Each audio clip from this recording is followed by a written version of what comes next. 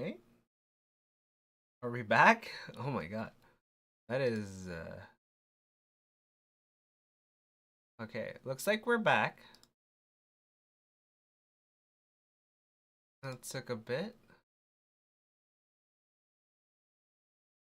You know what? I'm gonna update my stuff to say part 2 because I just died out of that. Alright. Okay. Looks like it's fine. Looks like everything's going through. But yeah, it's one of those things where unfortunately my computer just crashed for seemingly no reason. So whatever it is what it is. Let's get back to the stream section. Oh, you know, I forgot to plug this in.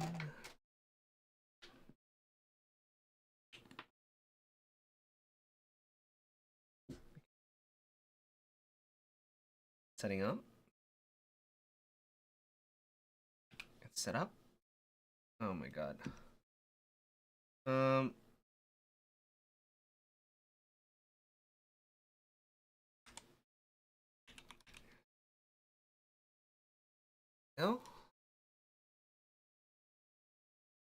There we go. Ta-da! We are back. I don't know why, but it always goes zoomed in after. Oh, wait. Okay. So, looks like Mike is going. Spotify with Stream Beats is not going. Let's do that as well. Keep the chill beats going, unfortunately.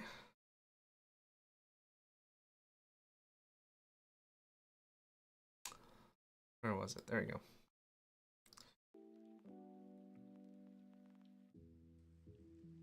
There we go.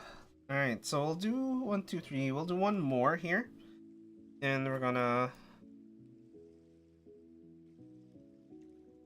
Yeah, afterwards, I might check this log. So that was Pacific Standard Time, 8:50. Pacific Standard Time.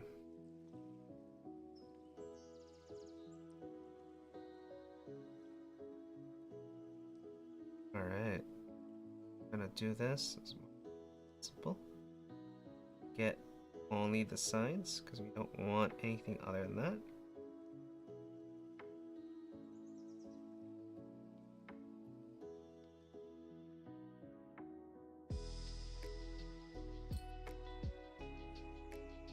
Alright. I don't think it should be a problem if we did lube the rubber sections. However, I'm gonna avoid them as much as possible. That way it's a little easier to note. Okay.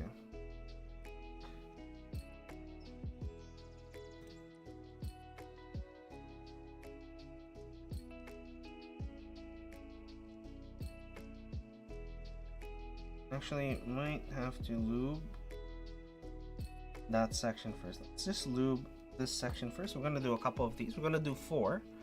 So again, same with the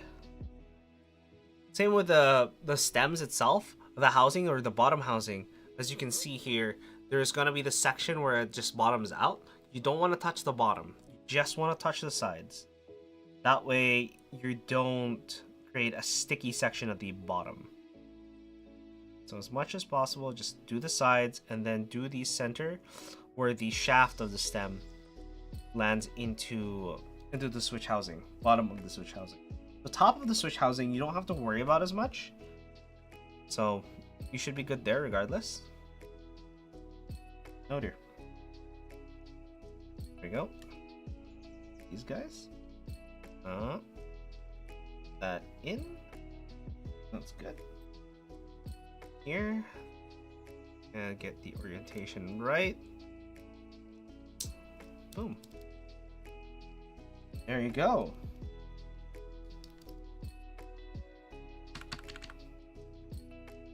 Alright, so let's see if there's a difference here. Oh, right, I forgot.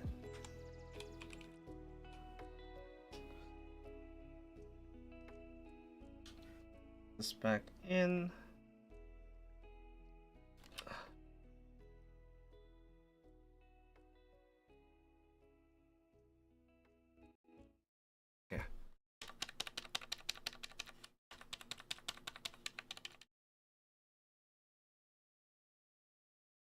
I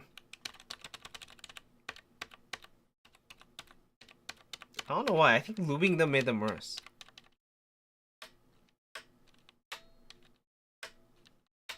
Okay, that removes the pinginess. So it's not too bad. Let's put the switches on. See if that makes much of a difference. And function too.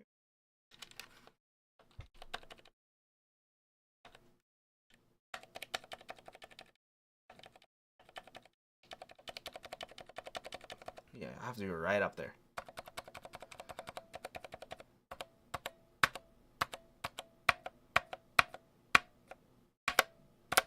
Yeah. It's not as bad, but it's not as good as I want it to be. This might need a little bit more lube, honestly. These guys might need a little bit more lube. But I think we have enough lube on them, though. That's the problem. Okay.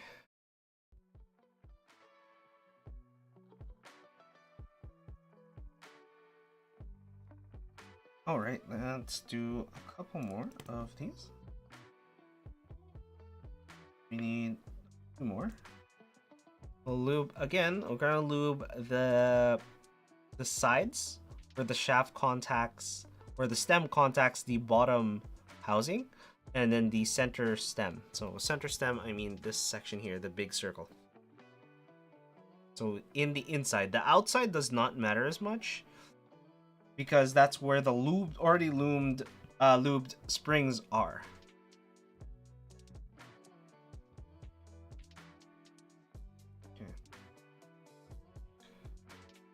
But yes, unfortunately, that's what it is. Put this back in and should be good.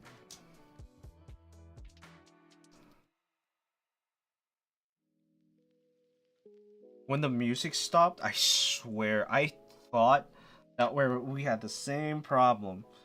I'm like, oh my god, did it crash again? No, it didn't. It's fine. Everything's fine. Hopefully everything's fine. I wish everything's fine. It's probably not fine, but you know, we pretend it is anyways. Just like life. Ha ha ha ha ha ha. And self-roasting. Don't we just love to pretend that everything's just fine? It is human nature. We go, yes, we protect ourselves by pretending things aren't there and just not face it at all as a species. An entire species. Nope, that's the wrong way. Gotta put that there. And nope, it's the wrong way as well. Okay, so, oh, actually, I didn't talk about this one, but how do you know that you are putting things the correct way? Okay, let's lube this one, and I can talk about that. How do we correctly put the lube section? All right. So again, lubing this section, try not to touch the bottom, lubing the left-hand section, not touching the bottom, and the inside of the shaft where the stem goes. All right, spring first, put on the spring. The spring would like to align itself, which it does not seem to. Okay, I'll grab that. All right, so do you see this little leaf here? That little leaf here, there's this section, which is relatively obvious when you're not on camera. There you go. So that little leaf there, you can see the stems. There's the legs of on the right hand side, as you can see over there. So there's the stems on the stem itself, or the legs of the stem. Sorry. Here's the stem, orange, and the legs are those protruding bits on the right hand side. Put it towards the leaf section. And on the top housing, you will see a large hump section. This one, and a tapered section is on the left hand side. So on the left hand side, there's a tapered version. On the right hand side, there is a bump or a shear cliff. The tapered section goes away from where the leaf is, that little section. You should be able to just put that on top, and you're fine. One complete switch. All right, we'll put these in. We're gonna put some keycaps in, do a small preliminary test just to make sure they're fine, or if this is worth any lubing. I don't really think this is worth lubing at this point. Other than the the springs, because I think the springs are the biggest point of contention with these switches. The Healios from Zeal PC. These are a relatively old batch, so this might not be the case anymore, but it is what I was using.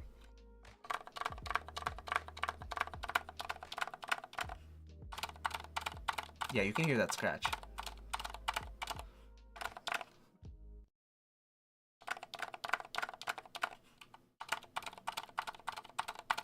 Yeah, it's much scratchier. Lubing is really nice. The lubing cleans up the sound quite a bit. Yeah. So yeah, get your switches lubed or pre-lubed. Some people just have them lubed by other people, and that's no fault of their own. They either don't have the time and they don't find it enjoyable. So what I'm going to do is I'm going to separate these sections. Actually, I'm going to take this section, I'm going to put it in the bottom, and then I'm going to loop some, and I'm going to put them right here in the center. Now we have more piles to work with. But yeah, as you can see with that preliminary test, it is much smoother to listen to than when they were unlubed. So it looks like Zeal PC switches were unlubed back in the day, and nowadays I have not bought anything from them quite yet. I am very interested in one of their switch openers because it feels like it would save me a bunch of pain in my hands, you know, but it would be much slower. It's not very efficient, but if you were looking for a satisfying big red button, I think they have a satisfying big red button that works as a switch opener. 2 birds, 1 stone, but those 2 birds are satisfaction and ease of use, not convenience. It is relatively convenient in comparison to just opening it with a screwdriver or a bunch of tweezers, which you can do if you really wanted to, but I would not suggest it, because for the money that you would be spending, and versus the time, I would take the time. There are jobs that I refuse to go get just because it takes about an hour and a half one way to go to work. And I've been there, I've done that for about 4 years. It used to be for schooling, and then it used to be for work. So about 4.5 years, I had to commute, and I mean commute, for about an hour and a half one way. And then I decided enough is enough, use the car. And with a car, it literally half the time to 1.5 hours both ways. And it felt so much better. I didn't feel like I was wasting so much time just sitting there waiting, and I had to go do multiple transfers. I couldn't just take a single bus and call it a day. No, I had to hop off multiple times. I can't just take one one bus, one train all the way there. If it was that easy, I would have just done it, honestly, but it was not. I had to keep hopping trains, and it was crazy. And for those who are finding work in other places and you're thinking, oh my god, all I have to do is XYZ, but it takes 2 hours to get there, it's not worth the time. Trust me, if it's 1 to 2 hours just going there, unless you are hitting another bird, aka you're on the way there, there's this very specific coffee place that you really, really want to go to, but you never had any reason to go to. Perfect. Do that. Hit that coffee place on the way there, go to work, so you literally have 30 minutes, let's say, going to that coffee place, another 30 minutes to work. That's 1 hour, but at the same time, you hit that coffee place, and it's amazing. There was a restaurant on the way there, or a restaurant next to work that you always wanted to go to. You can do that too. But of course, that wears off novelty-wise. But if you have friends in the area, that could have been the causes to begin with as well, where you just there because, you know, your friends are there. So you would have hung out anyway, so you would have had to make your way there at one time or another. And it just makes it easier for you, especially if you guys hang out quite often. If you guys don't hang out quite often, that's not the case. It makes it much harder. But yeah, that's the convenience of cars. It is somewhat of a luxury, but sometimes, depending on what type of work you have, it might be a requirement. You know? Honestly, it's weird because I didn't bother getting my full license, even though it's been years where I can. Because in Canada, basically there are 3 levels of, or at least here in BC, it's different where you are in Canada, but in BC, where I'm at, what's it called? You have to go through um you have to go through a test. The first level is a test. And once you get through that first level, you get what is considered your L, right? So when you have L, you are considered able to drive. However, you need supervision. So someone that is 25 years and older and has a full license, which we call a class 5. And with that license, you are only allowed to drive yourself and that person who's training you. And then once you do that, you take another test, which is a driving test, on the other hand. And you then, what's it called? You then take a driving test to prove that you can actually drive on your own. That's when you get your N, which allows you to drive on your own. This starts at 16, so 2 years later you can go from L to N. So 18. By 18, you should be able to drive by yourself just fine without having anything else. And after going through that, you can then go to, what's it called? Another 2 years of driving before being allowed to take the test again to move to your full license, class 5. Some people take years. So literally, I've had my regular driver's license, aka my N driver's license, for about 8 years now. Way past overdue to just go for it, but I've never had a reason to actually go for it because a lot of the transit here in BC is so much nicer than a lot of other places in Canada.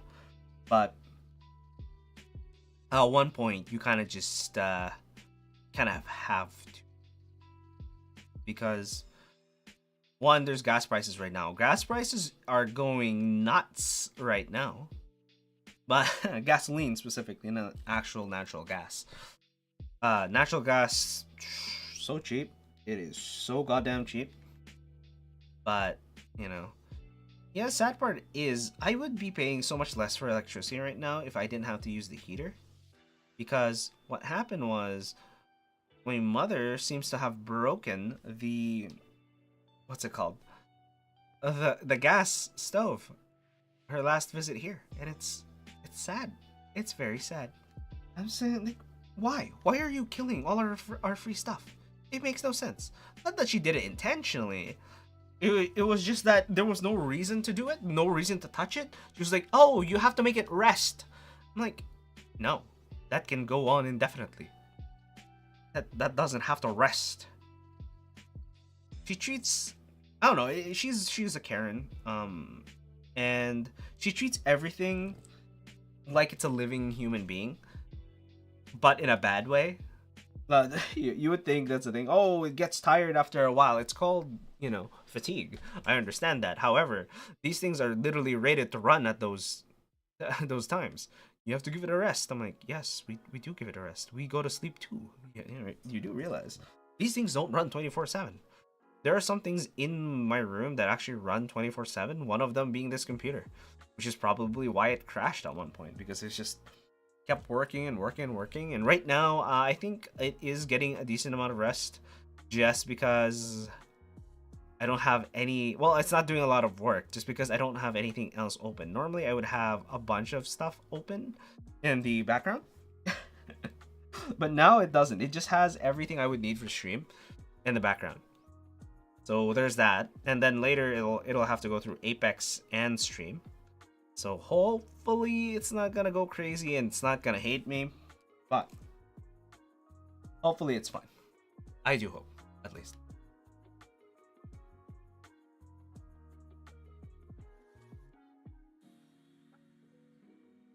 Yeah, there's a lot of things to be able to do. I'm gonna finish this, and after finishing this, it's that. Oh, that reminds me, my brother is one of those weird people who breaks electronics without trying.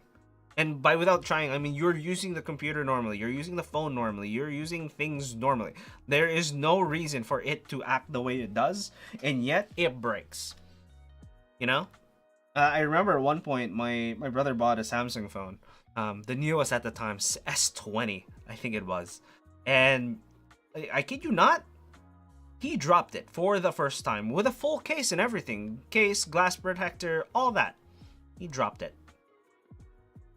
It got a crack in the middle of the screen, which broke the digitizer in that section, so that part of the touch screen was just dead.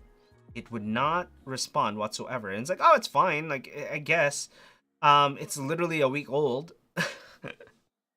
And he brought it back to Samsung. They replaced it for him, which is gracious of them because, you know, it was dropped, obviously.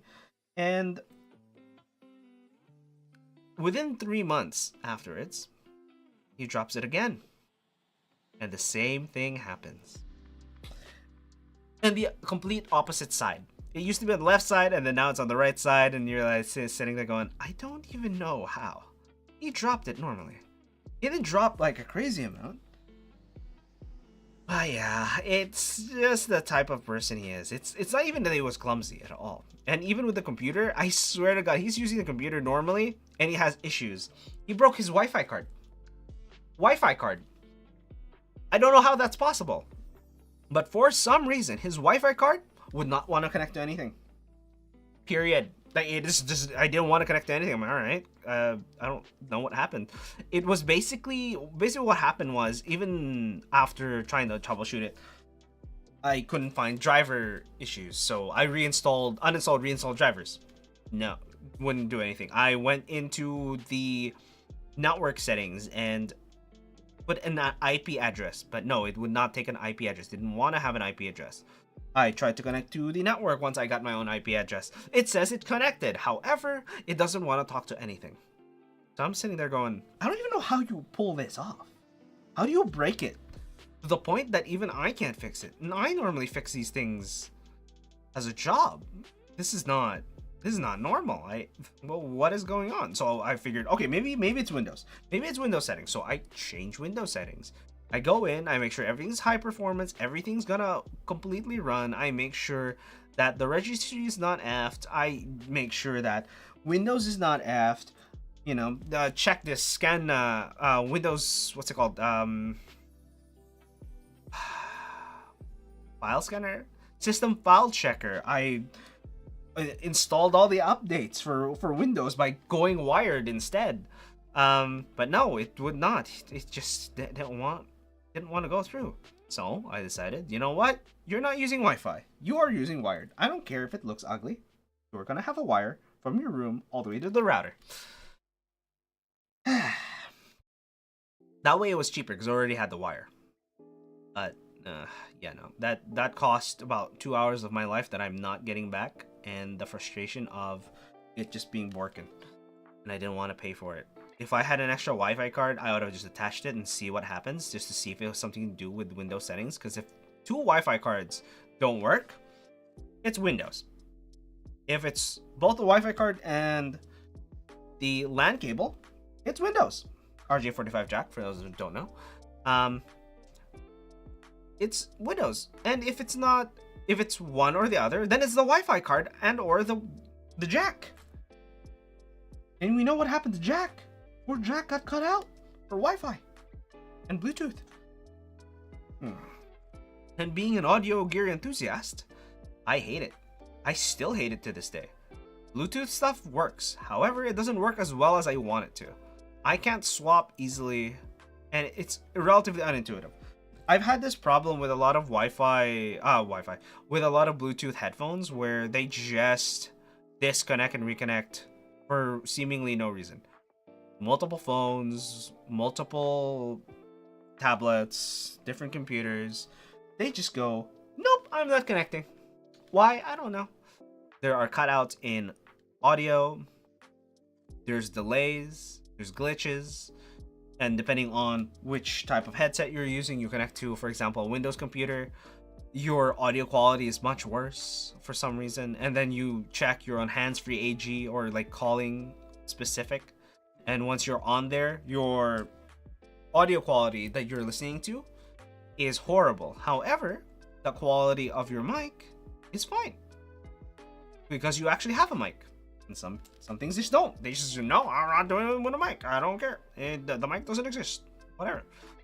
But if I choose the AG mic, which is the headset, instead of the non-AG mic or just whatever mic there is, then why can't you just use that? No, because you're on the same Bluetooth signal and it can do only one or the other.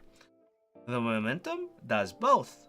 However, again, the problem is there is lag. What in the hell? I've never had a seamless experience with just Bluetooth. That's why I'm wires all the way whenever possible. If you're just listening to music, going out, it is more than fine. It's more fun. You're on a workout, doesn't matter. There's no timing required. The timing is the music. That's it. If you're watching a video, a movie, no. Your timing has to be as perfect as possible. But that's not the case. There are cutouts. I don't know. I just don't like Bluetooth. I avoid Bluetooth as much as possible, but you know, I still dabble in it. I literally have 4 Bluetooth headphones. It's just I'm still searching for that one Bluetooth headphone that just goes, it works perfectly as a Bluetooth device. It's almost as good as wired. Like, damn. Sound-wise, sound quality-wise, they're fine. They are more than enough. They are 80 to 85% of the way there. The last 15%, that depends on you. Honestly, find a sound signature that you like with headphones and do your best to stick with those headphones if that's all you want. If you just want that sound signature, if you want something new, go for the complete opposite and you'll find that you absolutely hate it and go back to other ones, or you find it very interesting and you start expanding your repertoire of headphones that you've used and you turn into an audiophile. That's effectively what happens. That's how audiophiles exist. They go, oh, I really like this signature, but let me try something new. And they try something new. Oh my god, this is so much different. And that's the same thing with a lot of people in life. They try things and they realize, oh, it's not as bad as I thought it would be. I don't think it failed as hard as I thought it would. And a lot of people don't try anything because they don't know what it's like. And I find that saddening because if you don't know what it's like, you don't know that you hate it. You don't know that you love it. And that's a risk that they're willing to take. They don't want to know. They just want to leave things as is. They want to be as safe as possible, never try anything new, and leave it as is. But, you know, it's one of those things where you go, oh, well, I suppose that this is it. There's nothing else that you can do.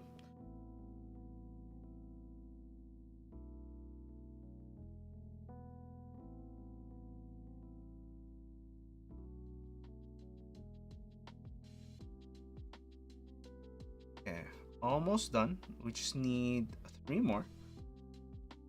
Again, to recap for anyone who has joined the stream, effectively what we're trying to do, hey Care About Christmas, Apple AirPro Max are your favorites. Yeah, no, the Apple AirPod Max, I actually haven't listened to them in a while.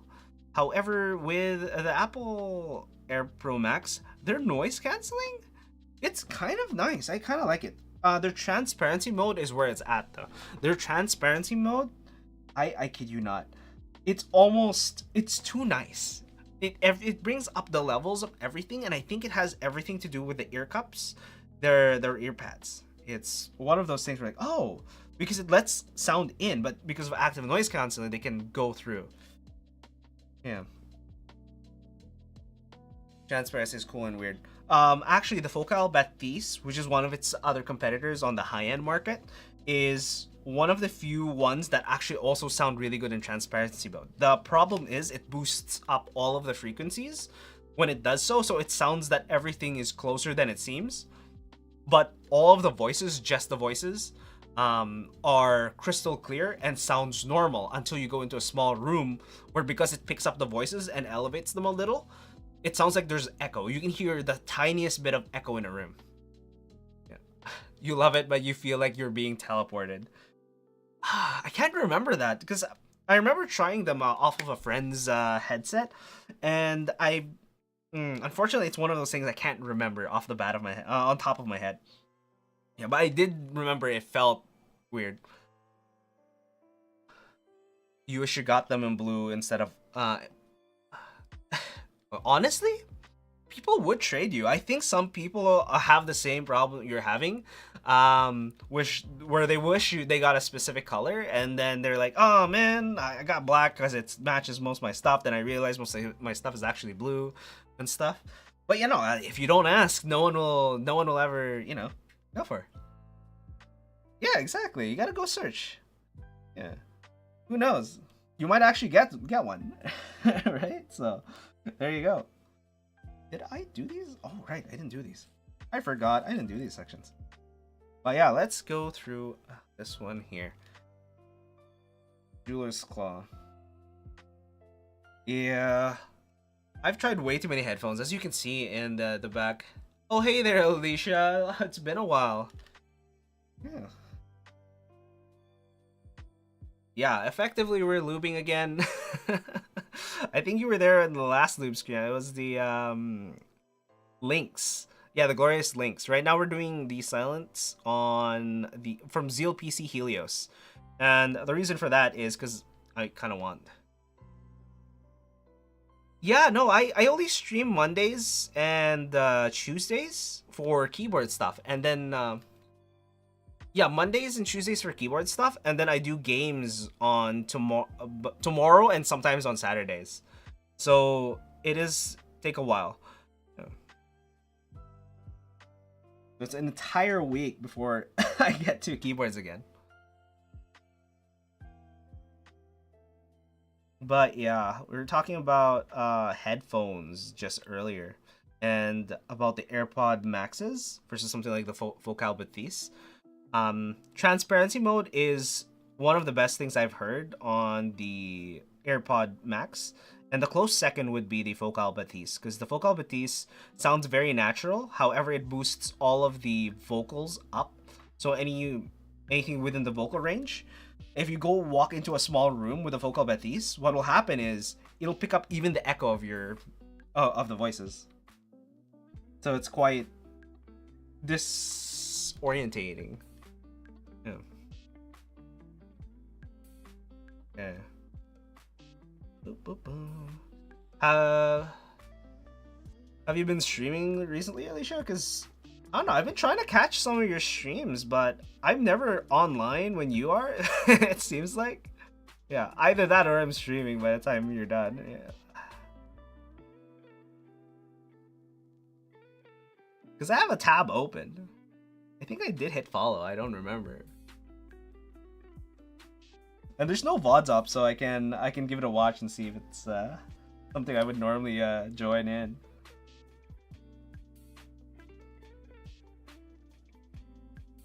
Yeah.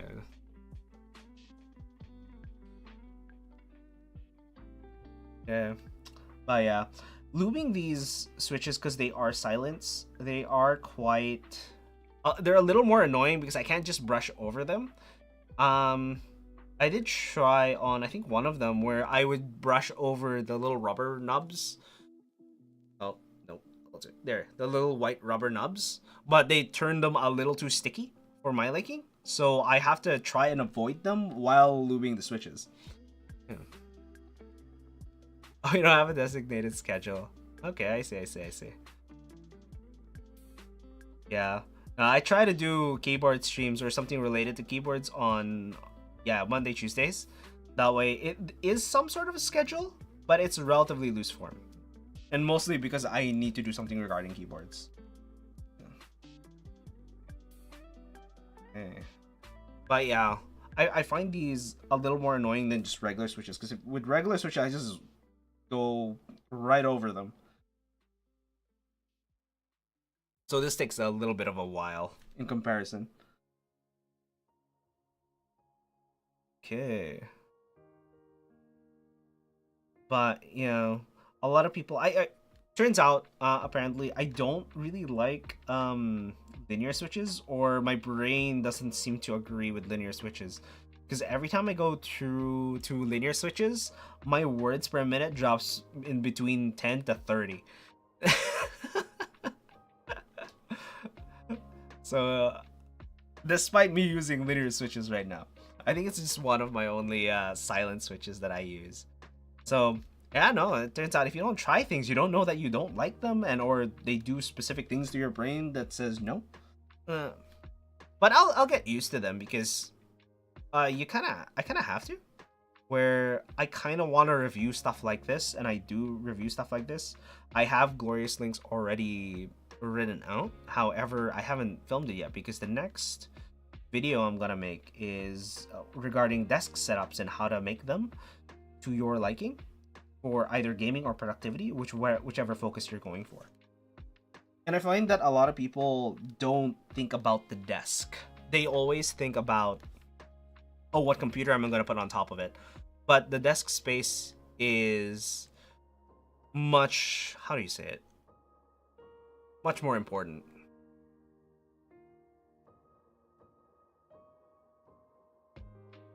Oh, I missed. No, I didn't. All right.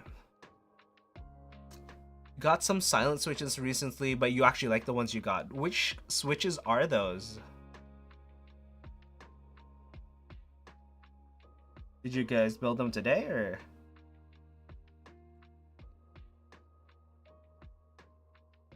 not? It's just one of those things. All right, almost there. Invokey's Nightshade. I did hear about that one because I've been eyeing 2 switches recently. One I can't find. I don't think I've seen the Nightshade. I'm gonna look those up because it might actually be something up my alley because I'm looking for other silent switches. And oh, they're fairly new. Oh, okay, it's probably why they kind of went under my radar because I normally look once a month or so. Kind of sounds like a toper. Oh, that sounds interesting.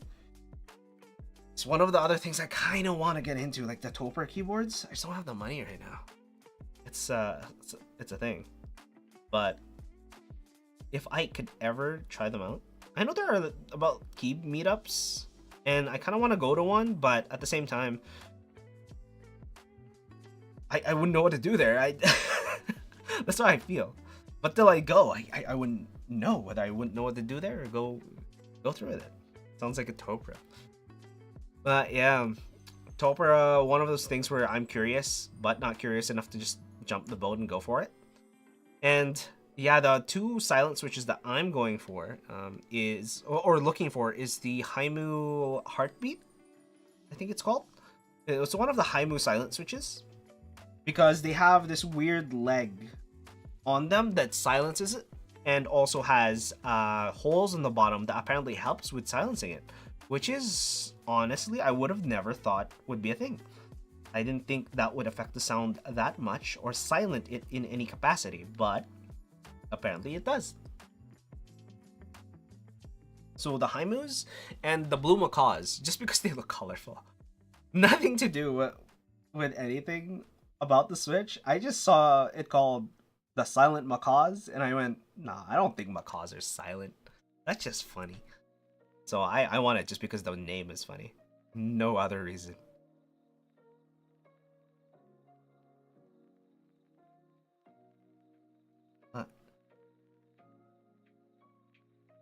Okay.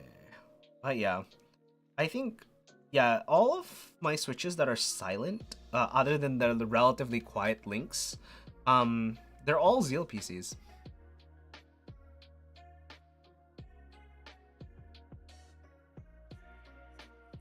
Yeah. That's the thing. Every new hobby, I swear, I go, okay, let me just try this new hobby. And I try it, and sometimes I go a little too deep. And it's not the best. I spend way too much money on things. As you can see with a lot of my, I guess you can say obsessions, keyboards, headphones. And the other side, I guess you can see, I guess I can show over here. The other side, Pokemon stuff, those are literally switches. I literally have one switch over there and another switch on top there. So that's a Zelda edition, and over, oh, there we go. Over there is the Splatoon edition. and then a bunch of games for them, a small 3DS collection, DS games. So yeah, it's just one of those things where you're like, oh, I should stop before I go too far. And then I get onto the next hobby, and so on and so forth. This feels like one of them, but I'm not quite done with it yet. It's one of those keyboards in particular where I just like silent switches in general, silent tactiles to be specific. And if I can find really good silent tactiles, I think that's my technical endgame. Like, I don't need anything better than that, other than pure curiosity on whether I want to check out other switches for the sake of trying them out. That's pretty much it. But that would be my endgame: a muted keyboard with silent switches, tactile, highly tactile. If I can get the Bad Seed Tech tactile switches as silents, I would do that. They're a little much. They're very obnoxious, but if they're silent, I think they'll drop the obnoxiousness by quite a lot, honestly. And I think they'll be very enjoyable to just use in general. Not that the current Bad Seed tactiles aren't. They're just really loud and obnoxious. They will call to attention to themselves a lot. Yeah. Made by a YouTuber too. So, I mean, that's kind of why I bought them, because it was made by a YouTuber, and there I was like, oh, okay. I know other people just slap their logo on it, go, oh, I want that. And apparently his is a little different, so I gave it a shot, and I was pleasantly surprised. There was a lot of tactility in that switch, with a very harsh bottom out is the best way I can describe it, because it feels like you hit a wall right after the tactile bump. Yeah. Yeah, no, Alicia, I'm not into loud switches. I like the sound when I'm just typing, but when I'm doing anything to do with an actual keyboard, like typing out an essay or a script for YouTube, I get distracted and just start doing other things. So if I was using it for actual work or anything productive, silent switches all the way. Silent tactiles specifically. But if I was just doing anything just for fun, if I was just doing a typing test, keyboard stuff, if I wasn't trying to think, if I was trying to enjoy the keyboard, oh, I like all the noises. Any noise. Give me clickies. Give me all of that. I want to try them all. And that's part of the fun. That's why I'm in the keyboard hobby, because I want to try them all, but I don't have the time to try them all, because you got work, which means I have to put back the silence, you know. But nowadays, like, I think I have the time to do it because, well, life happens. But I should be able to go, because of the amount of keyboards, I should be able to just swap from silence to not silence. And that should be fine. And there's probably switches that have a lot of sound to them that I find enjoyable, but not too obnoxious, where hearing them isn't going to be an issue when using them in other tasks. Because effectively, I did tech support, where I'd be talking to someone and I'd be typing stuff down and having loud switches. No, you don't. You don't want loud switches as tech support while talking to someone and trying to note down what they're saying. It makes them feel like you're not paying attention to them. But at the same time, that's the whole point. You kind of have to write it down so you don't forget exactly what they're trying to say. And you are more efficient if you are able to do that. And I was effectively one of the most efficient people there. I don't know if I am anymore, but it's just one of those things where you're like, oh, I was. But work aside, I do think silent switches are terribly, terribly underrated. You know, because I even have a friend who plays a lot of beat games, Osu in particular, and he slowly but surely got annoyed, especially at work, because he bought a Razer Green keyboard. And I sold him on my old Ducky keyboard, which had silent reds or blacks. One of the two. So it's either silent reds or blacks, and he loves that keyboard because he can type on it and it's not noisy. He can be in midnight and His parents won't go, "What are you doing? You should go to sleep." No, he can just keep going, do whatever he wants, which is great, honestly. Mind you, he's also a grown adult. He lives with his parents, helps them with their mortgage at the same time. He it is an investor and stuff, and I'm like, man, you could buy a custom keyboard easy. And he's like, yeah, but I don't need it. Yeah, no one needs it. It's fine. But if you ever want a good one and you don't want to build it yourself, let me know, because you can buy a good one and I'll build it for you. And if I break it, I'll tell you exactly how. And if you want, I'll stream it. There'll be a VOD. And you can go, aha, I knew you broke it. No, it was broken when I got it. Yeah, you can see in the VOD. But I'll build it anyways. Plus, I'll let him know. Yeah. Yeah, I have a lot of friends with a lot of hobbies. Hobbies are way too expensive once you get deep into them. But when you first start, you always go for the budget stuff because people don't want to know. Yeah, and it's fine to go with the budget stuff. Some people just... how do you say it? People like not wasting money. Yes. People don't like... Yeah, hobbies really be expensive for real. Yeah, people don't like wasting money. They don't like the feeling of wasting money. But if you spend, let's say, $1,000 on a keyboard, but you thoroughly enjoy it, you love that thing, you take care of it, you're you know, it's one of your pride and joys. For $1,000, you know, you're good. You don't have to go anywhere else in the hobby. And stop right there. Ah, okay. Awesome there, Alicia. Or Lethal Company that is an enjoyable game. I've been watching a few streamers do it, and yeah, thanks so much for hanging out, and good luck with your runs there.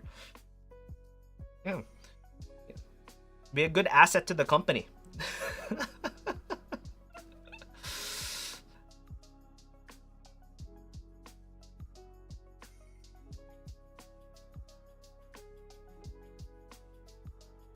Yeah, I'll try it at one point. I have a lot of friends that want to play stuff like that, unfortunately. All right. But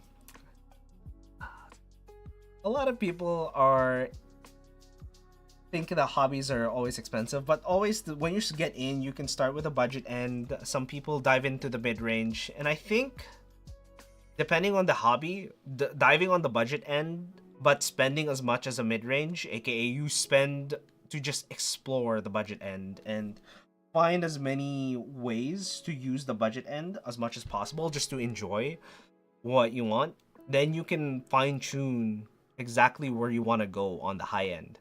And if you enjoy it enough, you can just choose where you want to go from there, because you start with budget, you work your way up into either mid-range or just jump straight into the high end. Something that I did, because I kind of liked and headphones, I kind of like a specific sound signature that Focal had. A little bit treble, a lot of sparkle in the... Yeah, a lot of sparkle in the back end on the treble. And that to me was very enjoyable in comparison to a lot of the bassier, warmer ones or the more technical ones. Mind you, something like Focals are relatively highly technical in nature, but it's, I don't know, I just found it enjoyable. So I just jumped into it, I bought it. However, the highest end Focal, I think, not the highest end, there is their Utopia line, but there is, what is it called? The Stellia. The Stellia, those are very warm headphones. They're nice, warm, cozy, everything feels unreal, it's almost ethereal. It's something I would recommend anyone to just try out, just to listen to it, just to say, whoa, this is what music can sound like? It's almost as if you're, you know, intoxicated. That's what the Stellias, to me, sounded like. It's very intoxicating. It's almost too much, but not quite.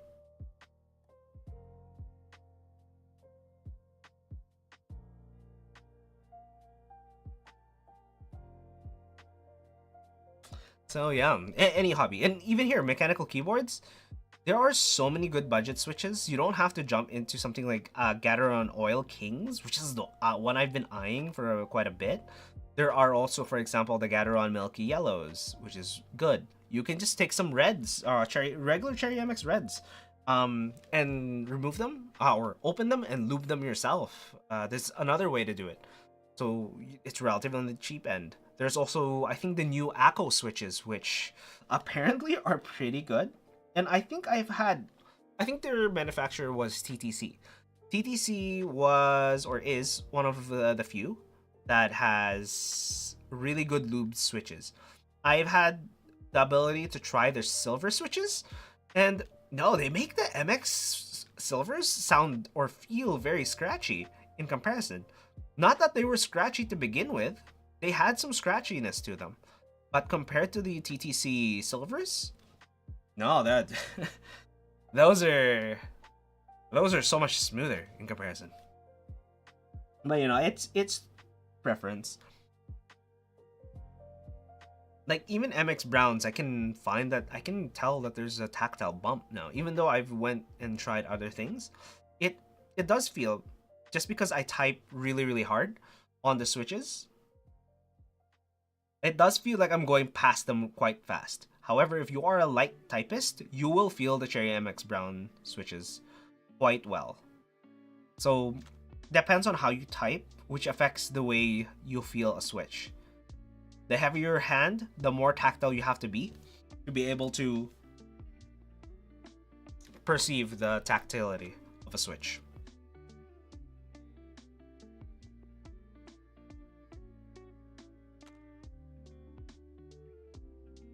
So many things, so many ways. Oh. Is my cap in shot? Oh, it kind of is. Let me just move back a little bit. Such chill music. Way too chill. Sometimes I feel like I'm just gonna fall asleep on stream for no reason. It's because the music is chill. Yeah. But I can't wait to start playing Apex later because it's been quite a while, and I do want to rank up. I want to rank up. I want to take the time to practice properly and intentionally. Oh. Okay. Is that just me, or is this different? What's lubed? Okay, that definitely looks different. Oh, weird. I have one of the switches seems to be a different batch of plastic. That's much lighter. Okay, well, I'm gonna separate that just to see if it makes a difference, but doesn't look like the batch is inconsistent in any way, but it does look like I got something from a different batch. At least one switch from a different batch, which isn't the most horrible thing, especially if it's just one. And I find that if you have a few switches that are, how do you say it? If you have a few switches that are very, very pingy, like in the terms of Zeal PC pingy, you can rearrange them to take the least pingy of them all, and then move them to outside your alpha keys. For example, your mods or keys such as pipe, bracket, the home cluster. Move it to those keys, and hopefully you will have enough in the alphas that it reduces the pinginess by quite a lot.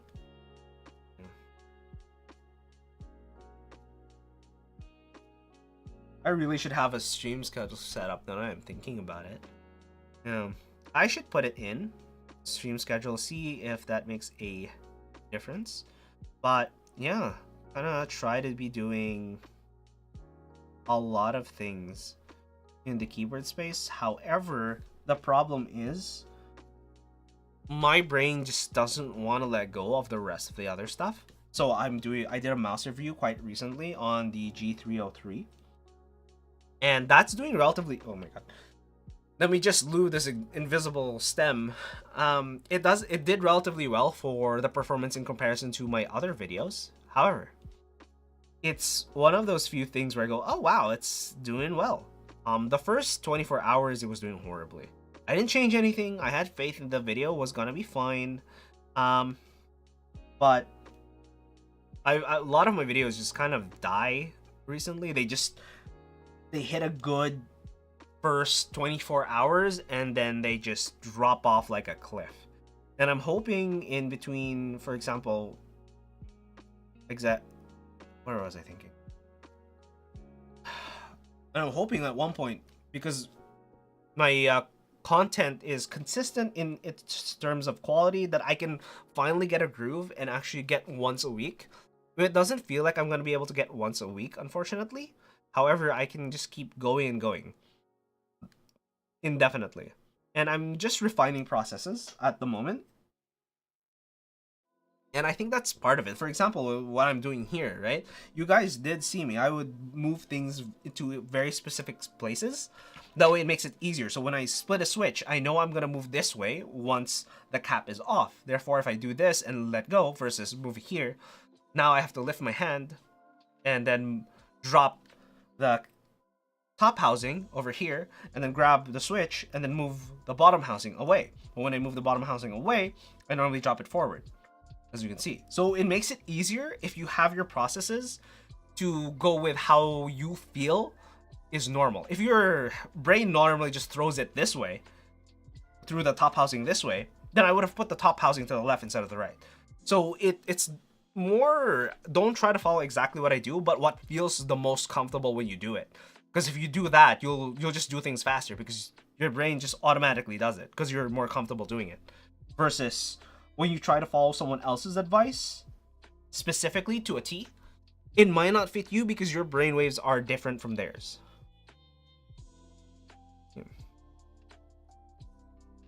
So I would highly suggest, if you are trying to make things faster, be more effective, is to take people's advice, look at it and go, oh, I don't like it because of this X, Y, or Z part, this one specific part. And find a way to mitigate that, change that, or make it better for your liking. It doesn't have to be exactly like everyone else.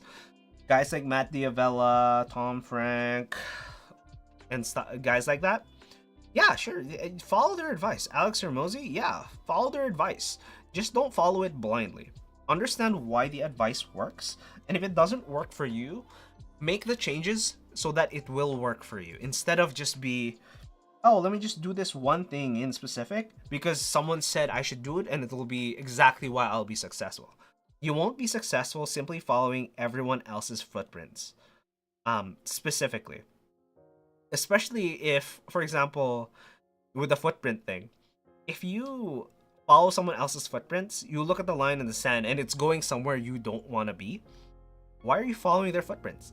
You don't want to be there anyways. So why are you trying? Coming from an Asian household, it's the biggest thing ever.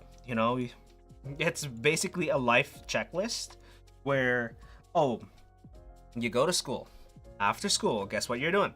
You're graduating. After you're graduating, you go to college. When you go to college, you are either a doctor, engineer, or a lawyer. Why? Because that gets the most amount of money. If you have the most amount of money, guess what? You're going to be happy. Are you going to be happy? You don't know because you haven't done it yet. So you just follow those footsteps, you keep going, and you realize you are miserable. And some people realize before then. And there are people out there who realize like they don't know what they want. They know this isn't it, but this is all they could follow. So what they do, they follow it. They graduated from college, they become a doctor, they become a lawyer. They go to their parents as an Asian kid, and they go hand them their parents. Hey dad, here's the degree you wanted. I'm leaving. And they just leave. They don't contact their parents ever again. They just hand it to them, leave it at their doorstep, and good. I just got here and we're being all philosophical already. Okay, you know I am highly philosophical. That's who I am. I turn everything into a philosophical debate, even if it is quite literal. That's life, though. I like life. I just don't like living it. I find life funny. Yeah. But yeah, no, it's a lot of people are like that, where it's a checklist. And the same with advice. If you want things to be more efficient, you want things to be better for you, go look what other people are doing and then tailor it to yourself. Because you can come up with your own idea from scratch, but unless it comes to you naturally off the, off the top of your head, there's nothing. What do you mean BS? BS for what? What's BS? Huh? Tell me, what is BS? There, okay?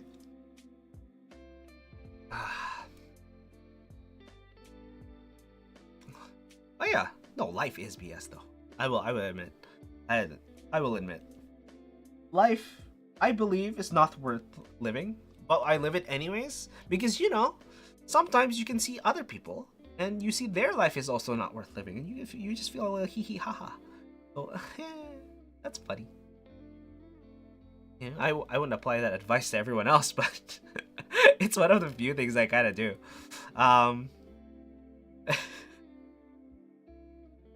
Just look at other people's misery and just laugh. You don't do anything about it. You're just there. You're just like, oh no, they're miserable. Oh yes, I'm philosophical all the time. Yes. Okay, I'm not philosophical more than I am sarcastic. I am more sarcastic than I am philosophical.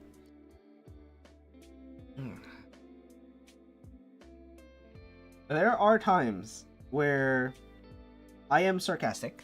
There are times where I'm philosophical. And when I'm alone, when anyone is alone with their own thoughts, they think about what is the meaning of life? And they become all philosophical. Sitting here, alone, lubing switches, It is one of those few things you just do. Just think about life. And when you're doing just regular things here, you just think and realize you should really be sleeping by now, but you're not. You're just there. You're awake, looking at the clouds, aka the ceiling, and dreaming. Slowly but surely dreaming. But anyways, how's life on your end there, Craig? Do you have child problems? No child problems? I know these lubing streams aren't your cup of tea normally, because I just sit here talking to myself for the most part.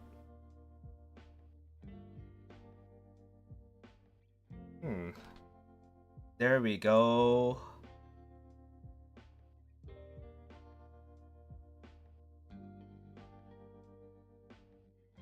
What I don't understand is why sometimes I don't seem to be dropping any specific frames. However, it drops to 59 frames per second for seemingly no reason. I'm not doing anything different. I'm just kind of there. And that's the thing. Your gassy baby is a problem. Okay, what you gotta do when you have a gas problem, all you gotta do is take the baby, throw him out with the bath water, and you will not have a baby problem. No, don't do that. Don't do that. Do not throw the baby with the bath water. Gas. That is the thing. Okay. But yeah, going through hobbies are hobbies. You don't have to take them seriously. You don't have to have the best. You don't have to have a price per performance ratio that makes sense. Just get your hobbies and just enjoy them. You don't have to look at everyone else's problems and go, oh, but it's not as good for this and that and this and that. Okay, cool. Well, that's expensive. If only it was $50 cheaper. Well, you have the $50 extra anyways, and that's what you wanted to buy. Guess what? You should just buy that, whatever that is. Just buy it. Assuming you can afford it, okay? You don't want to go through and go into debt for these things. These are hobbies. These are extra things on top of your life that is surviving. So surviving plus hobby is really good. But if you're surviving and you cannot afford hobby, focus on surviving. Survive first and then worry about hobbies when you're able to. Right now, my hobby is streaming and doing some keyboard streams and doing YouTube because I have all this tech.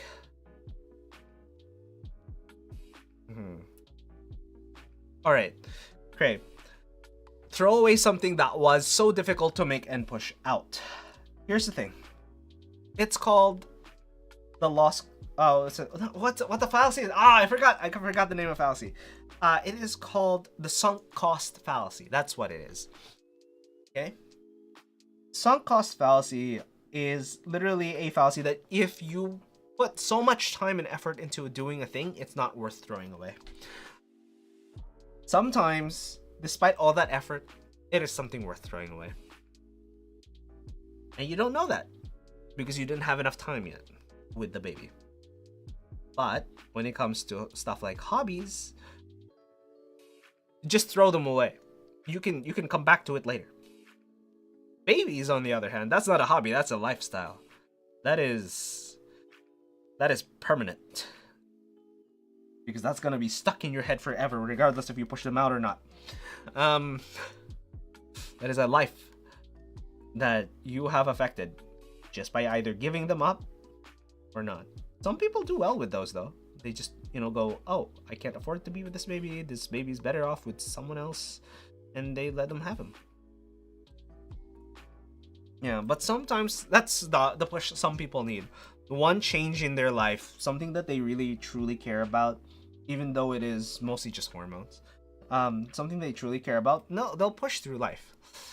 Some people just do the same thing they would do anyways, unfortunately, where their life wasn't great. They get, let's say, pregnant at this point, and their life still isn't great, and they decide, oh no, let's just keep doing the same thing. It used to work.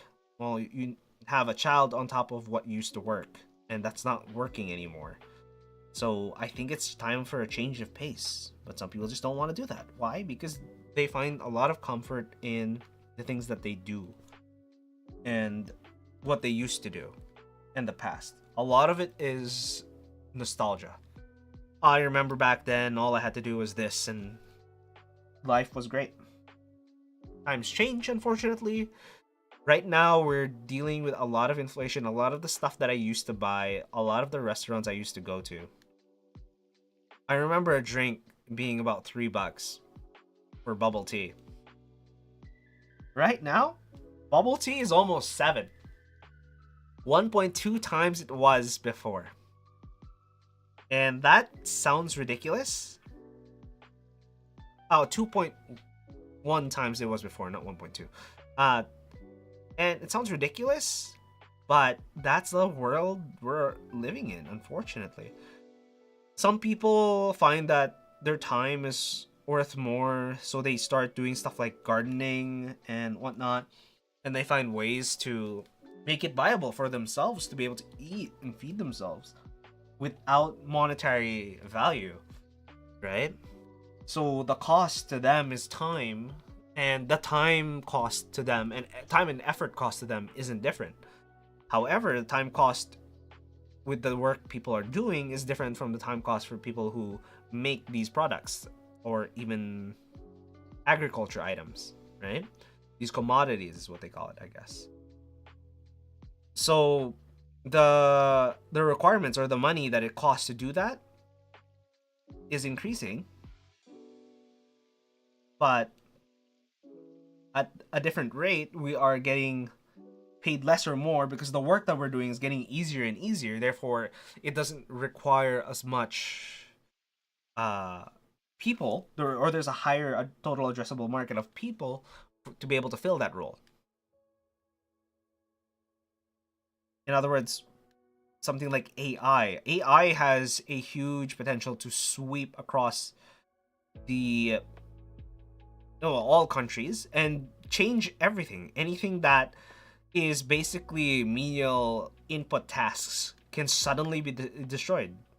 Personal accountants, people already are slowly getting rid of them. You're just sitting there going like, oh, I might not need this if the AI can just do most of my taxes for me. And the personal accountant, all the personal accountant has to do at this point is make sure that AI's work is correct and go, oh, hey, these are wrong, by the way. You want me to correct them for you? And that's it. It used to be they do all of the computing, all of that, and they do all the math, they check all the books. But now with AI, if you have a specialized AI model to go through tax literature and how to add tax together, and then they go, oh, just go through that. You will have one accountant who just double checks a lot of work instead of going through all the math and all of the, what's it called? Oh yeah, all of the math and going through all of the math, all of the paperwork, when you have an AI bot that just does most of that for you, and your job is literally just to double check and make sure it did not screw up. Man, even a lot of the proofreading jobs have been taken over by AI.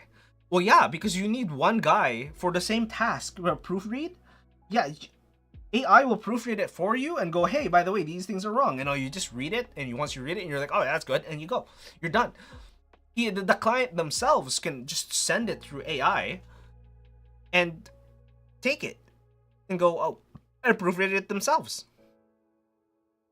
And that's it, because it takes so little time and so little effort compared to the money that you have to, or job, or work that you have to put in. It makes it so much easier. Oh, you love that job. Oh, I'm so sorry about that. So sorry about that.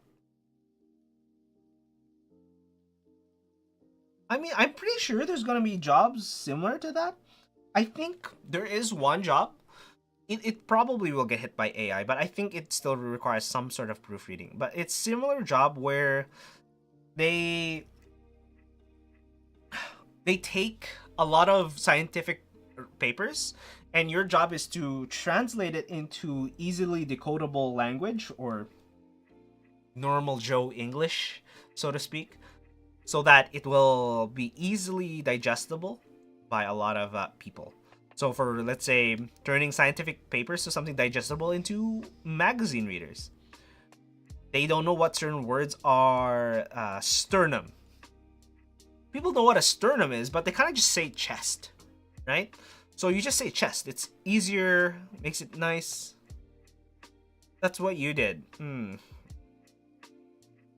I still think that exists. I don't know.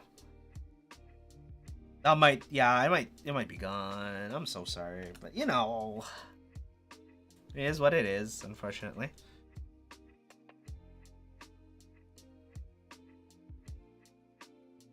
What you can't do is you can make your own, because the problem is you're also having to make the scripts as well on top of just being that. But yeah, I don't know. It's relatively chill. It's way too chill. Everyone's gonna lose their... Yeah, and that's the weird part about AI jobs, that I noticed, is it went after the patterns of language first. The patterns of all the languages.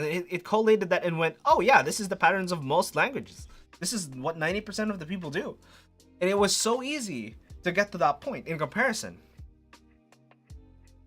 And now AI can do coding language as well, because that is an easier version of the entire world just talking with each other, because it is relatively clear in comparison to people with sarcasm, with enunciation, with hidden stuff, kind of like eggplant emoji.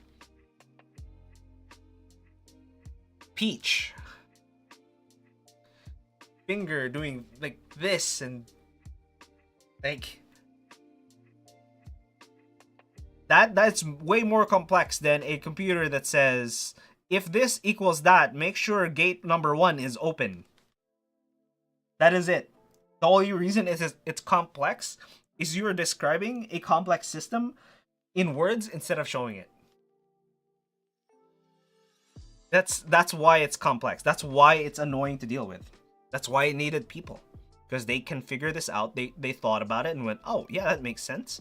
Now you can just describe what type of function you want to AI, and it can build it for you, because it understands the difference between a functional code and just regular speech, and it can change it, and it can change between those. That's the difference. All right. We're almost done with the lubing. So it crashed, so 2 hours and 45 minutes. We're almost on hour 3. Computer crashed a while ago. I do not know what happened. I haven't changed anything earlier, but it did happen. So unfortunately, it's one of those things where I'm like, okay, let's just do that. Okay. I am just lubing some switches, seeing what we got, whatever is happening.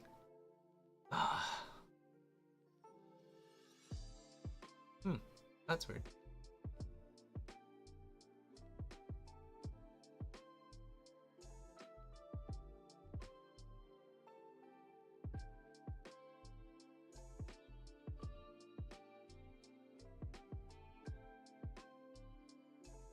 All right, there we go.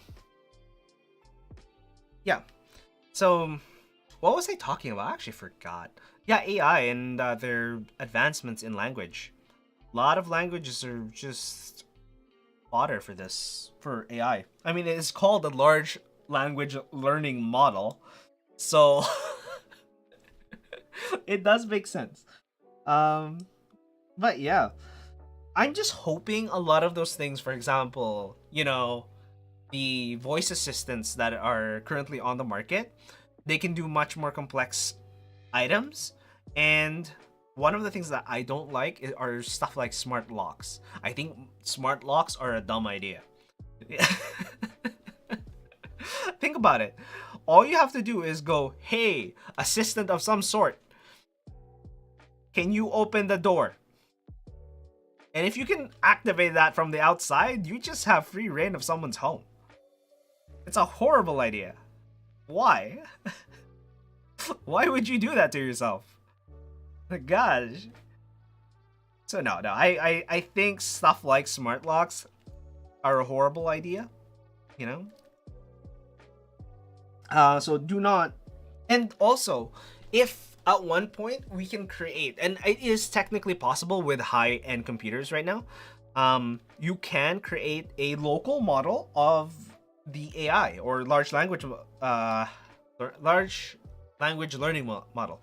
So you can, in theory, after let's say 5 to 10 years, have a local based AI model that is trained to your voice specifically and will do commands based off your previous actions, and you can download extra modules to help specifically with the tasks you want to complete.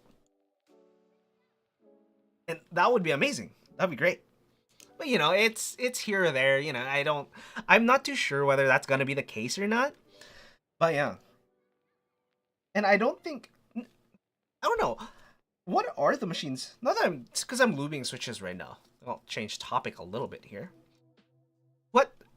What machine? I really am curious. Now that I think about it, what machine goes through all of the switches and lubes the switches? Does it just spray it on? Does it just come out of the factory? Voice AIs. No, they've existed for a while. They just aren't as good as what they are now. They don't have understanding of systems and language. They just take in words and then they paste it into, let's say, Google, for example, and give you the result. And that's it. It's not very smart. It's a smart way to go around sounding like it, but it's not dynamic. It doesn't learn what you need it to do. And that's the difference. Yeah. Oh. Yeah. That's it. Yeah, that's the main difference. But yeah, I'm wondering how they lube these switches in the factory. Do they just spray lube it? I think they spray lube just the stems and just shove it into all the other components. That's what I believe. I haven't actually looked into it. I should look into it. There's probably a video on YouTube somewhere, but not that I'm sending anyone there. I'm just saying. I'm pretty sure there is one. Okay. But yeah, I think tactile silence are the way to go. I still think that's the case. If only there was, I wonder if AI can build a model of a small lube station, and all you have to do is put all of these and it just goes zoop, zoop, and it's done. All you have to do is make sure to place the stems into this tray Oh, I want to try that. I want to try that. If I can buy a lube station and just have a tray and that's all it does. All I do is spray lube it. I just go should I call it a day? Oh my god. That would be insane. I wonder how bad it would be. I don't think it would be bad. As long as you spray evenly, I think you can get it lubed properly. Like about 45-degree angle, one angle, and then just another turn it 180 and then spray it again. I think it'll be relatively consistent. I think wouldn't be a bad idea. But you do need a lube station for it though. That's the difference. You're gonna need a huge lube station. This, I just have a mat. That's all I have. Even it's spilling over, but the reason I even have the mat is so that the oils don't get onto the placemat that I have here. The placemat I have here is just the Glide 38. I don't really like this. This is a horrible mouse pad. I do not recommend it. It used to be one of the better ones, but whatever the 38 is, it's not quite as good as apparently the smaller versions of the mouse pad. Yeah. And I think part of the reason why is the way the mouse pad works is it has small bumps, but the bumps, the spaces in between are no bigger than what would be most mice's PTFE feet.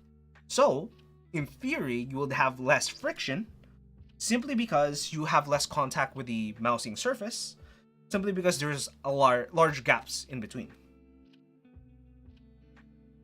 So that seems to be how this is made.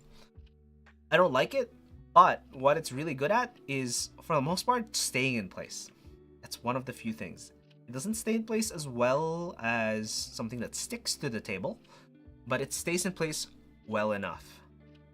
Relatively heavy duty, it doesn't burn, and it is hard. It is hard. You can hear that? It's hard. If I get something soft, I guess I can get one of the boards. Okay. Here's a mouse pad on top of it. It's softer.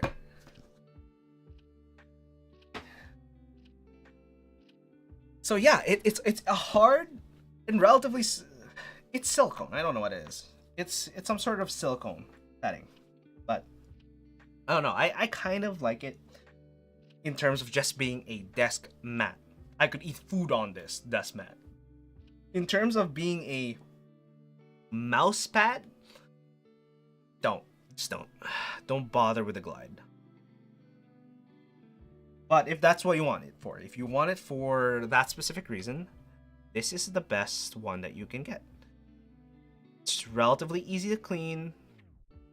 It does fray at the edges because it's not stitched. It's just stuck onto the silicone. I think it was just melted on. I think the silicone is bonded to it in some sort of way. But it does fray easily. So if you get it lifted off of the silicone, you can just pull the rest of it along with it. Which is the biggest downside for it.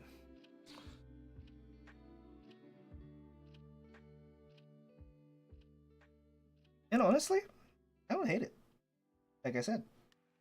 I would prefer, and I think I might do a video. I keep going against this video where I just test desk mats or keyboards where I go, hey, how does it sound change just by changing your desk mat? If you go with a thicker desk mat, it's going to change. You put a silicone mat instead of directly on the table itself, how does it change? Does it feel different? Yeah, of course it'll feel different because there's more flex. So a lot of people go, oh my god, we need flex cuts. We need flex cuts. Especially with the new, that was the new trend. Now, I think we're going backwards. We're going back to the regular keyboard PCBs instead of having flex cuts. And then we're moving now to, instead of flex cuts, it's what's called like, I forget the name. Basically, it's springs on the edges of the PCB. Instead of having the switches themselves being relieved of pressure when you press it to induce flex, it uses the springs or gaskets, or spring gaskets, I guess you can call them, because they are made of different materials that flex differently depending on how they're arranged too and constructed, because I think they have relatively complex internals. Looking at it, I think it's 3D printed. A lot of them are, and they can mass produce it that way too, making it cost much less than just having it manufactured somewhere else in a large manufacturing company. Because I think the BOM cost would be much lower if they just bought a 3D printer, the prerequisite materials for it themselves, and just started printing them. Yeah. Plus, it makes stuff like ordering, what's it called? Ordering replacement gaskets. If someone loses their gaskets, they drop it, their cat ate it, whatever it may be. They can just print one out and go, hey, yeah, here you go. Support, done. Easy peasy. So yeah, I don't know, I like that. And I think that is one way to go. The other way to go is literally just your desk pads. If your desk pad is really soft, it will probably have the same effect. The difference is it does it to the entire keyboard versus just the PCB. Which means you have less control over it. Because if you have more control over the PCB, you know exactly what's causing that flex, instead of relying on, oh yeah, I think it's my entire desk is slightly tilting, as you can see here. Like, I'm gonna tilt it. But yes, you can tilt the entire desk and whatnot.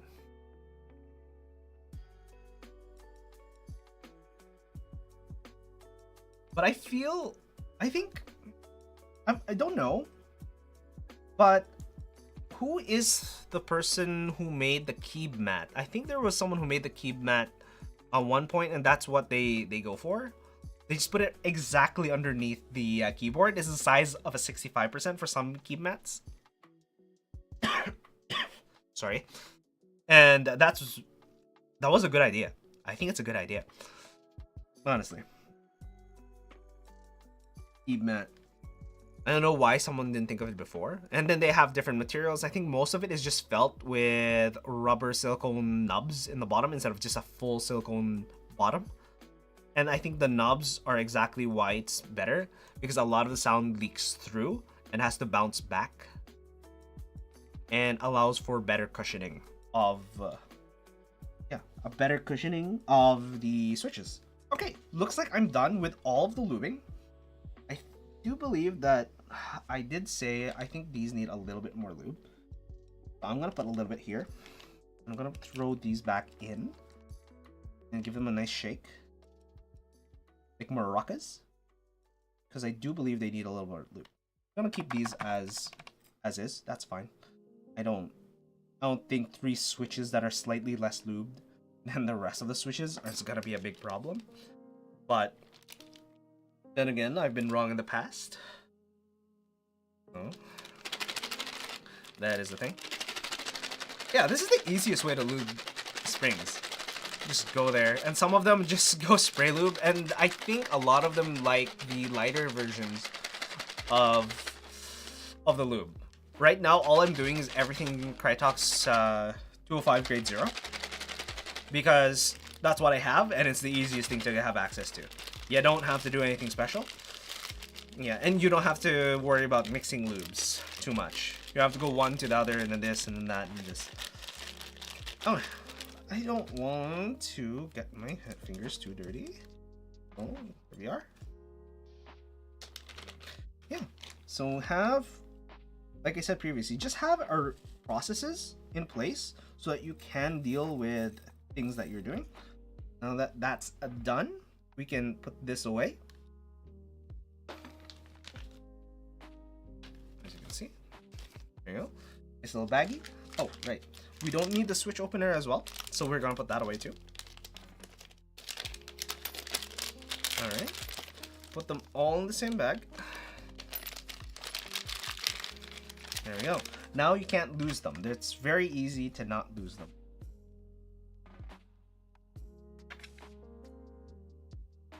Alright, there we go. Everything's on the mat. We can pour this out. Yep. Those all look sticky. Alright. Never ever throw little bags, especially when you're lubing switches. This has been... I think I've gone through 6 different sets of keyboard switches with just the one bag. So don't throw away small bags you get from the keyboard boxes you guys open. It's the most useful thing you could ever have that comes with most of the products that you buy. Just find one that's great for you. You should be good.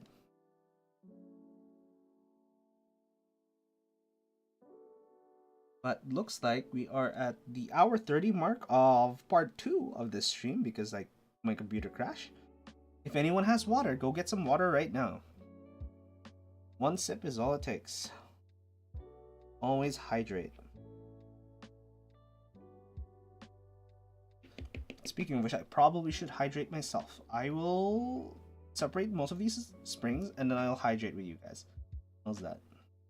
I know it's counterintuitive for me saying this. What's it called?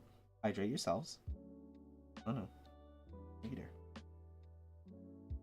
But, you know, do as I say, not as I do. I have very specific circumstances that are applied to me at this moment. Therefore, my advice to myself is gonna be different from the advice I would give to anyone else. Yeah. And that's the thing about advice. A lot of people give advice based on what they believe works for them. And I would give advice and say, this is what worked for me. And to tailor things to work for you, you have to know exactly why this advice will not work for you. And once you know that, you can twist that advice to work for you instead of against you. Because a lot of people, I think I mentioned this earlier, just take advice and run with it and go, oh, it didn't work. Well, yeah, because you follow the advice to a T, and I said it worked for me. In this very specific scenario, that doesn't apply to you. Why did you think it would work for you? Exactly the same way it worked for me. Which is why people still get stuff like coaching, you know? They still want to improve, but they don't know where to improve because they're kind of stuck in their own head. And same with me. I get stuck in my own head. Like, no, it has to be this way. No, it has to be that way. But I realize sometimes no, it doesn't have to be that way. I just want it to be that way.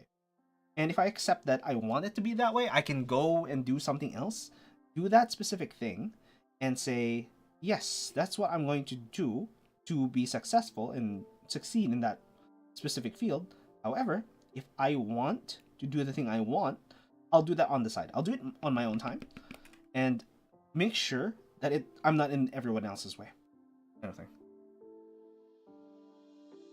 Different strokes for different folks.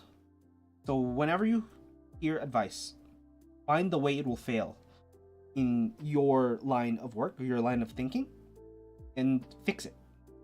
You have to find a problem with any advice that's given to you, but you also have to find a solution because you can't look at a problem and go, oh, it's a problem, so I'm not going to try. And if you don't try, you never get anywhere. And that's why I'm here, streaming, doing other things, making videos as well. I'm trying. I'm not doing very well, unfortunately, but you gotta try. Because at one point, your base level of performance is gonna increase. In other words, without trying, your base level of performance is gonna be relatively high for someone who's trying for the first time, but isn't quite as talented. It brings me to stuff like talent. Talent, I find, is... people think talent is a skill. Talent is different from skill, and people think talent just means, oh, he's talented, he knows what he's doing. Talented doesn't mean they know what they're doing. Talented means is the amount of time you need to learn a skill. If you're very talented in something, you can learn a skill very easily. However, if you're not passionate about that talent that you do have, you don't bother learning anything more than the basics. Which means you don't go further than someone who is untalented or much less talented, but puts so much time and effort into learning and obtaining those same skills. That's the difference.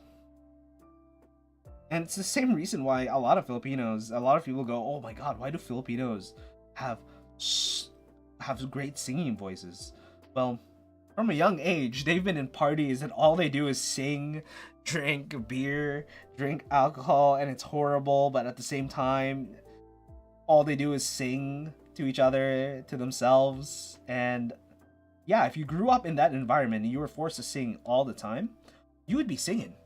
And your base level of performance would be much higher than someone whose culture was not to sing. Their culture was baseball, do sports.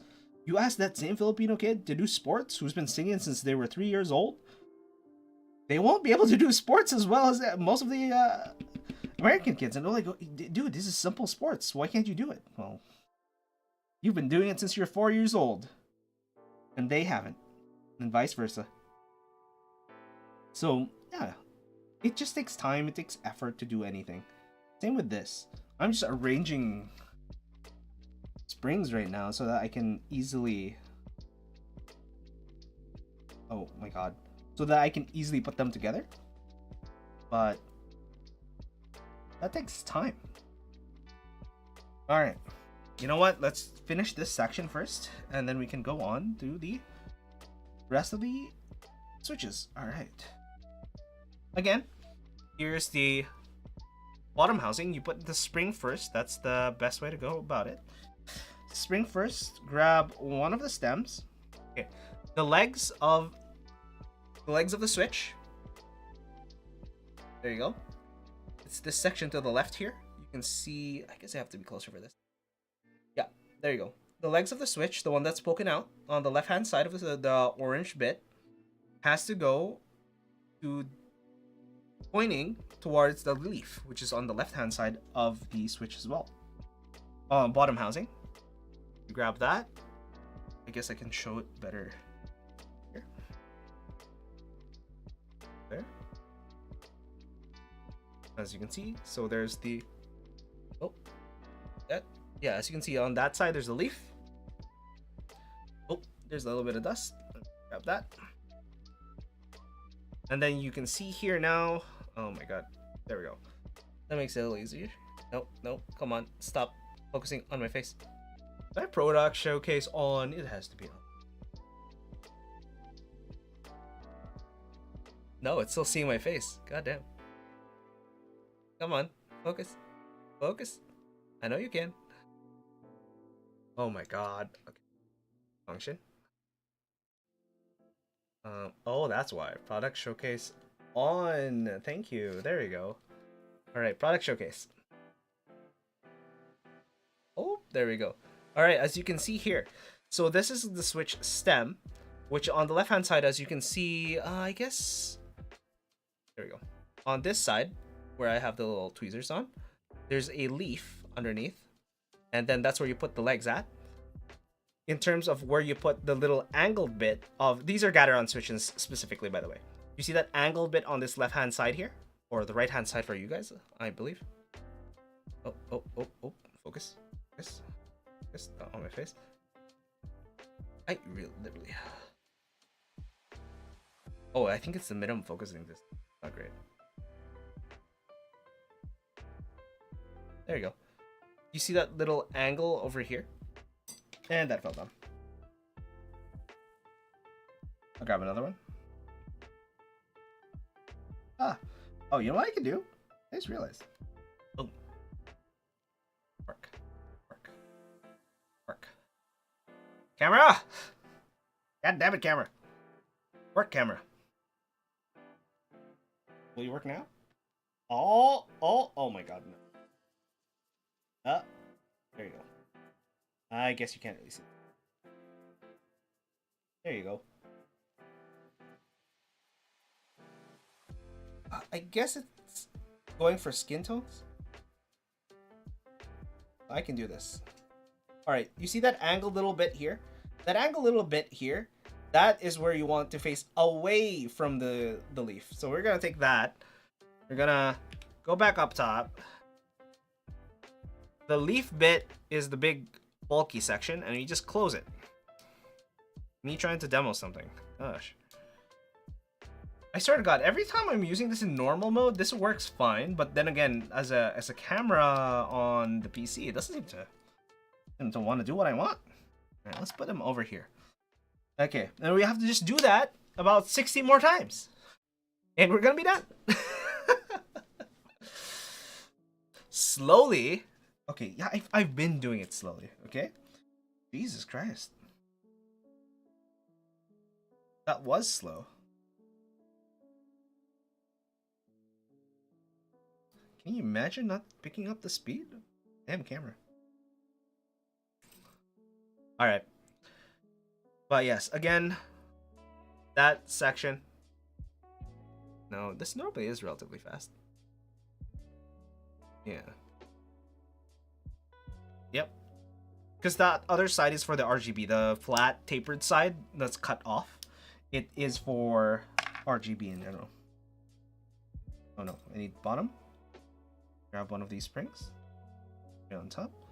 Grab one of the stems. Put it inside. Grab the top. Orient it correctly. Close it together.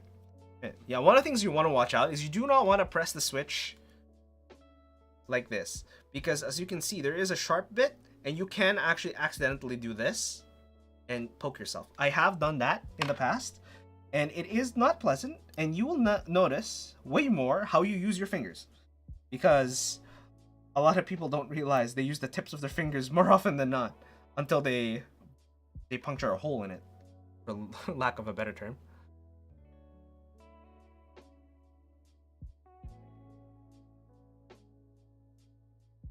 Move a bit back, says Sufufa? Sufufa? I don't know. Oh my god.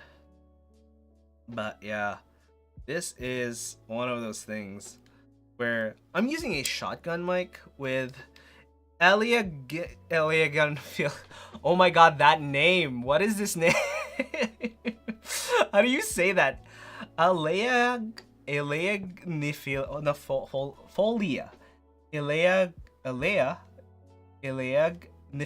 Nifolia. Thank you very much for the raid. Yeah. Ow. I don't know what I stepped on. But were you guys doing keyboard stuff? Oh, Jackie in the keyboard community. Okay. Tiny bit easier. It is a lot easier. And I think it's literally just reading it. I bet you the way you pronounce it is probably a lot easier than just going through it. Yeah. Because I have a lot of names, because I play a lot of D&D, and I just like going with difficult to spell out names. One of my character's name was literally Dimagiba.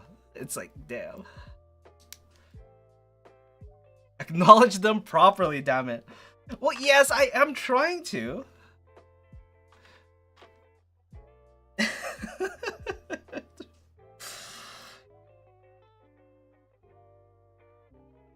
But, you know, it's one of those things. Did you guys do something? We were doing keyboard choice today and mil-maxing a client's PCB. Oh, I see. Mil-max. Is mil-max that hard to actually do? Because I have a bunch of mil-max sockets in my board. Not in my board. Just sitting there, and I'm slightly terrified of actually putting them together. Because I'm like, I've not done any mil-maxing ever. I've done a lot of soldering of many other things, and I don't think mil-maxing is going to be that different, but for some reason, I'm somewhat terrified.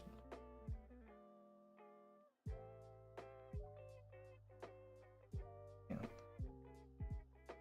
And yeah, I think the thing what I might do is, because I have a couple of gaming keyboards, answer might be biased. I don't think it's difficult as some people make it out to be, though. Okay. So as long as I give it a good shot, it should be fine then. I'm assuming. Yeah. But in terms of mil-maxing, the reason I want to do mil-maxing because I do a lot of gaming keyboards, and the old ones don't actually have don't have hot swap, and I kind of want to do that. And the only reason I want to mil-max a lot of the gaming keyboards is purely because the software is so good. And no offense to VIA. VIA is really good, but it doesn't have per program application switching. It doesn't automatically switch profiles depending on the, what's it called? Where is that? Depending on the program that is active currently.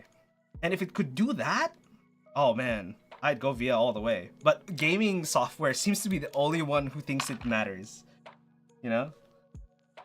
So I think that would be a huge game changer if VIA was able to do that. I know it's open software, but I don't think it's gamer friendly in specific.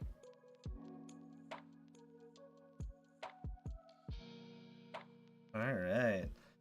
But yes, welcome everyone. I guess to go with Cray, what Cray was saying there, acknowledge them all properly. Thank you for the raid.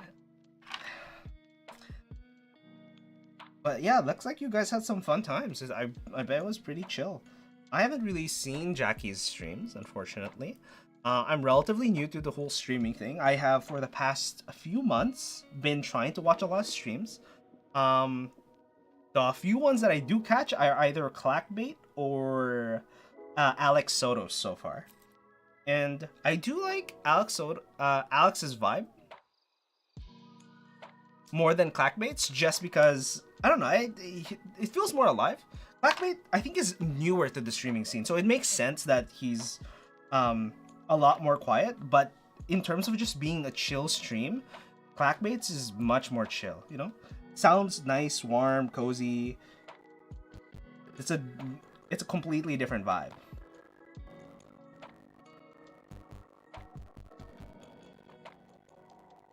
Meanwhile, me, my vibe is, a lot of it is just me sitting here doing a lot of keyboard chores and ending up, how do you say it?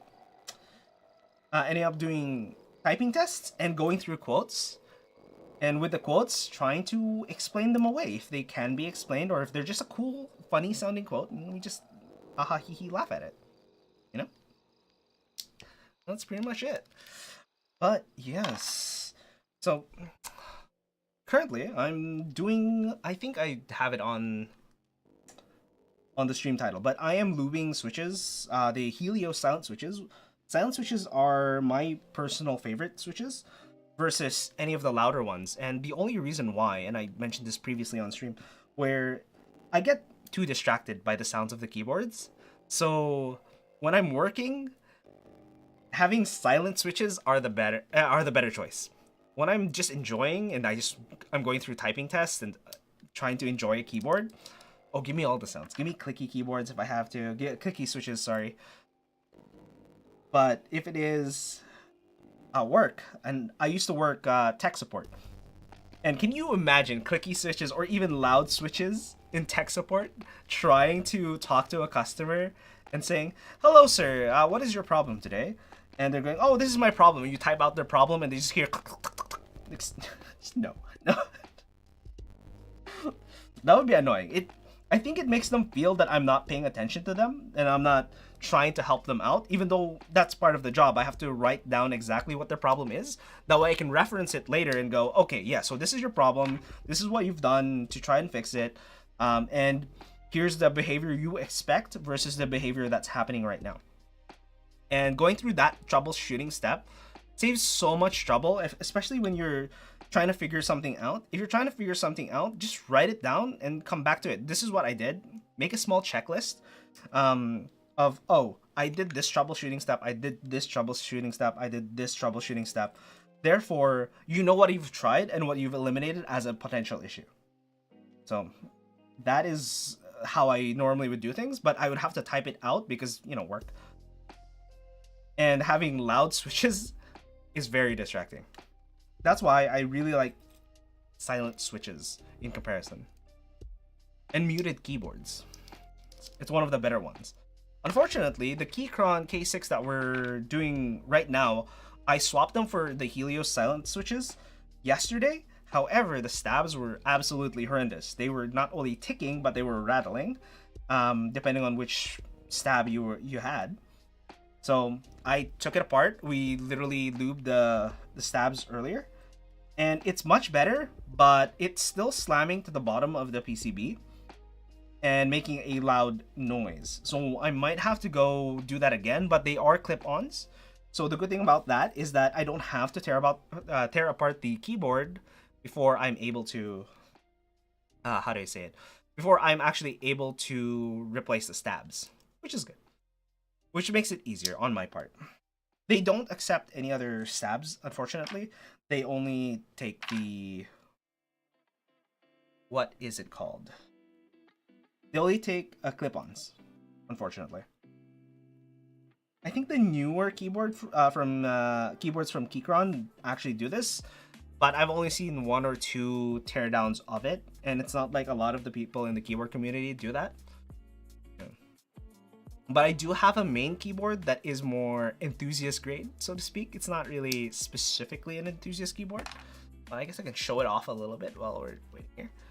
The Mark 65, I have the GMK Polybius on it, and these are the Healios, yes, Healios 62 gram. I believe it's a 62 gram that I have on this one, and it's not too bad, honestly. And I like this. The red sections, they're actually Cabernet, GMK Cabernet. It just kind of matches. I just kind of like how it looks as part of GMK Polybius here. Quite nice. Okay.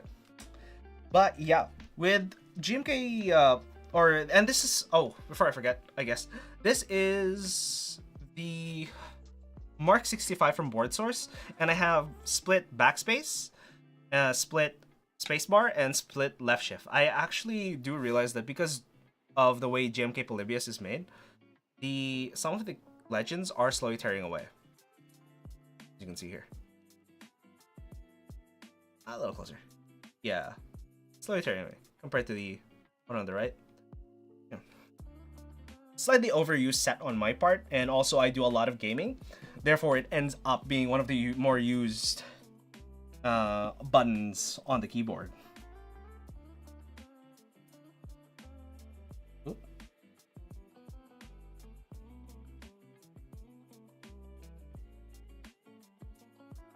Okay.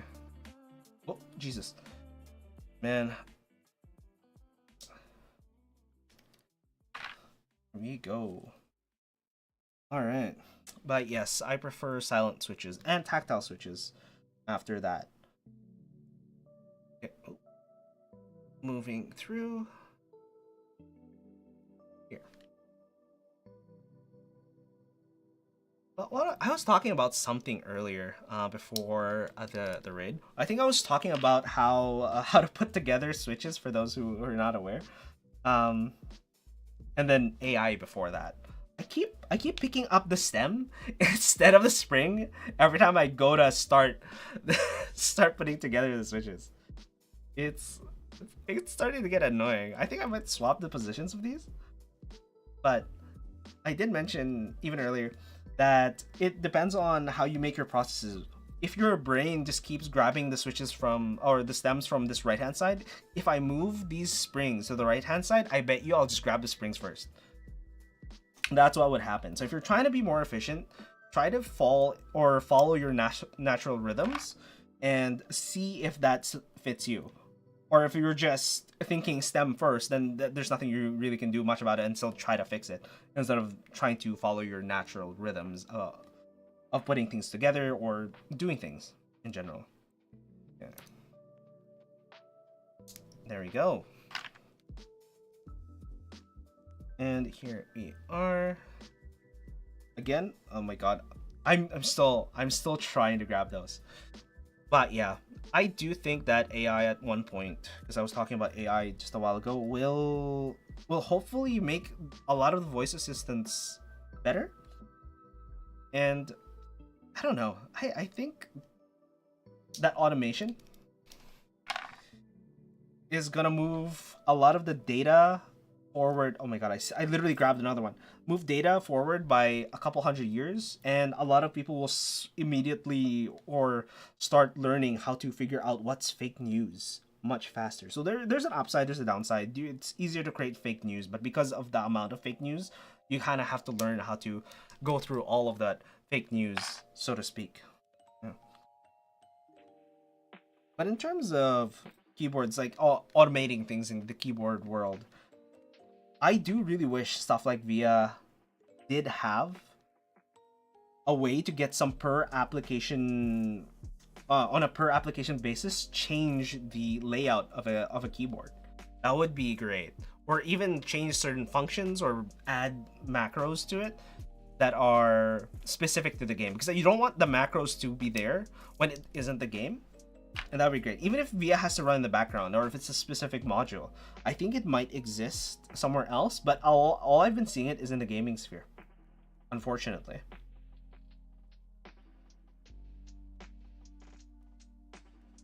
Okay, there we go. Oh.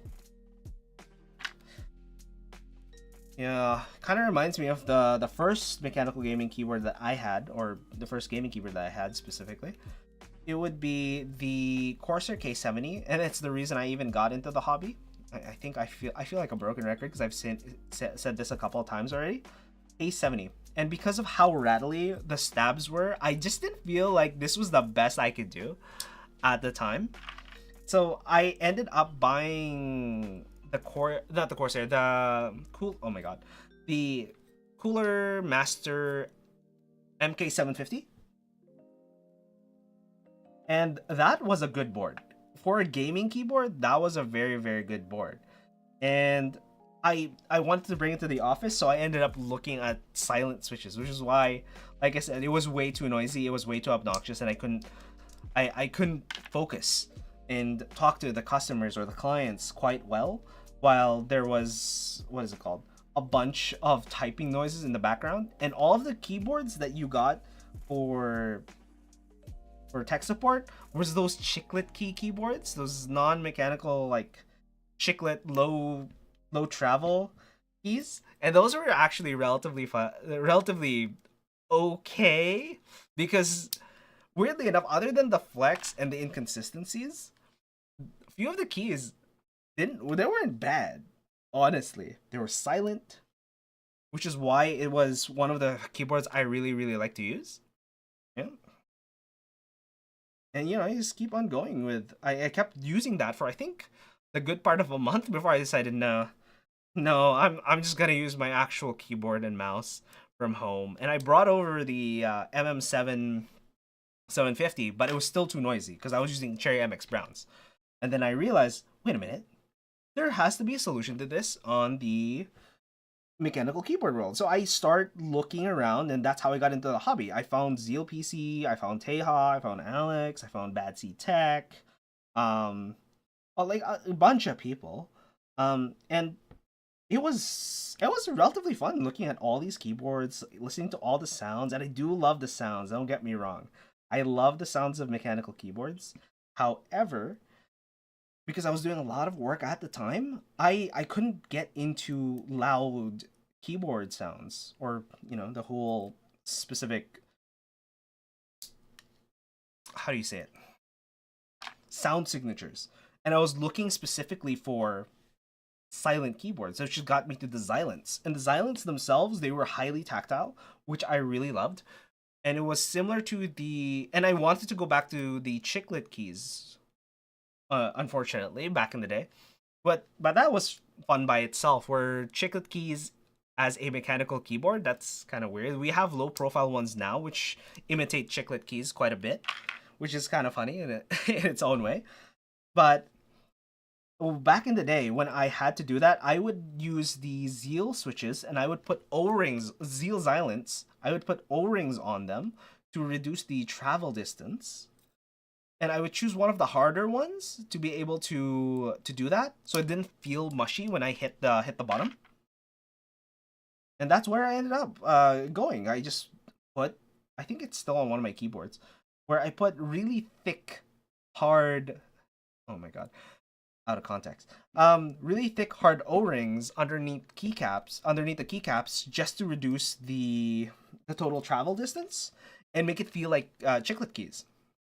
And it worked for a while, and then I decided, let's dive into the hobby a little bit more.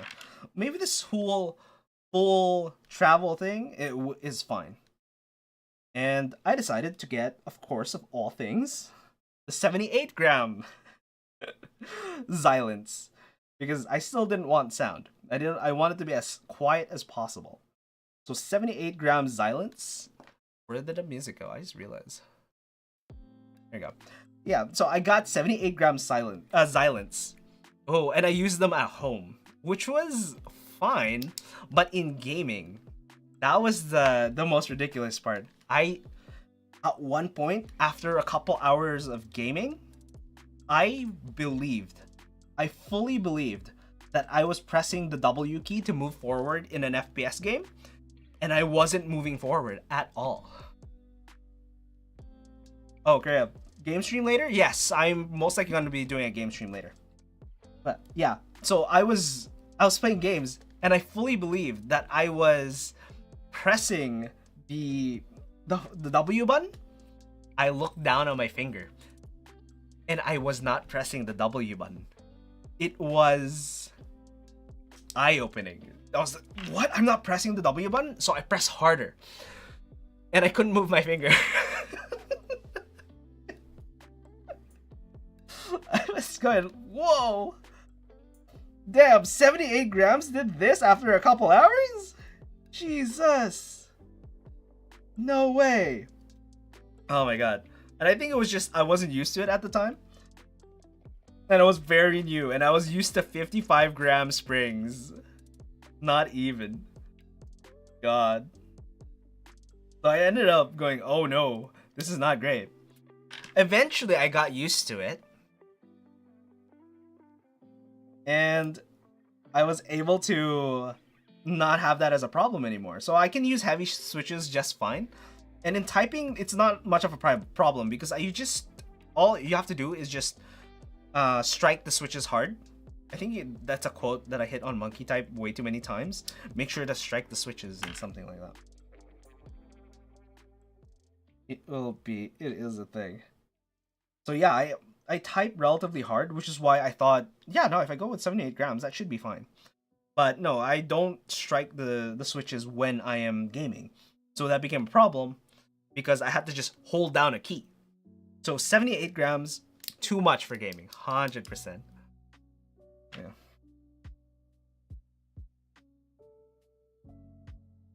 So now, I did try other stuff like speed switches at the time, and then moved over to highly tactile ones or gaming switches. And I'm thinking of getting stuff like the Gateron Oil Kings, because I come from the Middle East, and Oil Kings just sound very, very Middle Eastern. And I think it's mostly to do how smooth the switches are supposed to be. But I'm slowly finding out after extended periods of using linear switches that my brain does not quite like linear switches as much.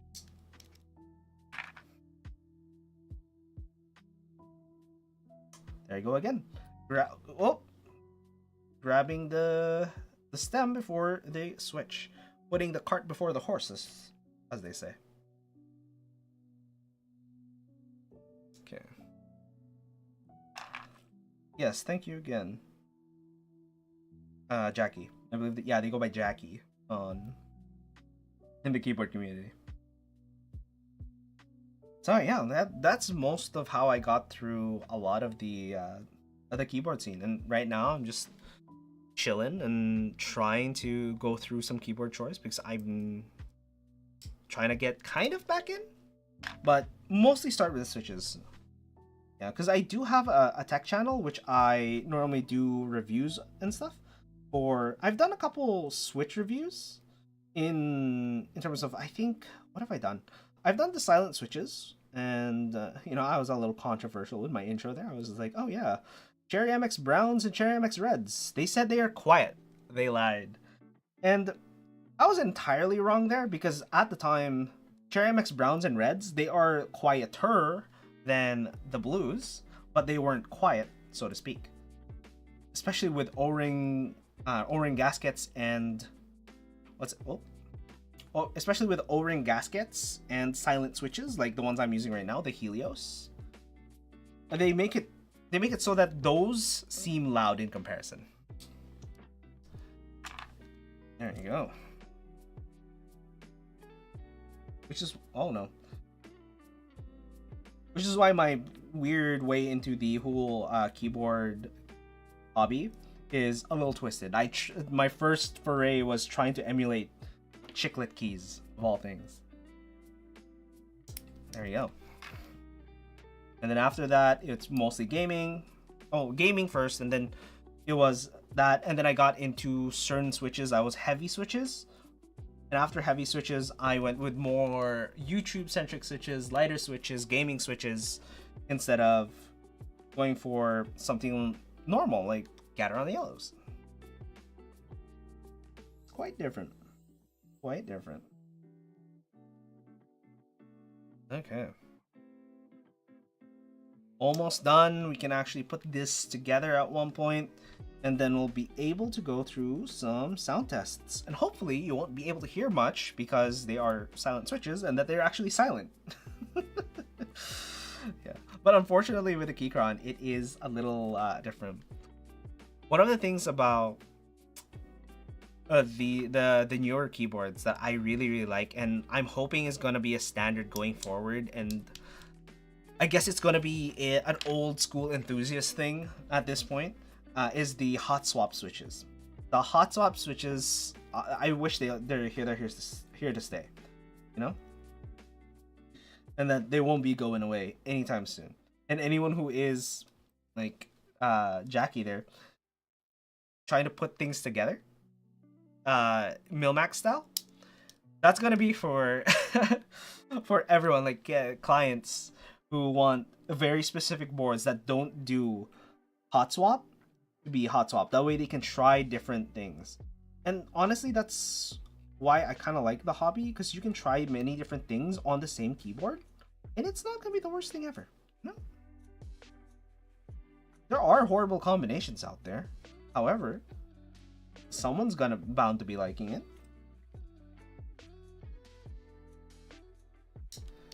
Okay.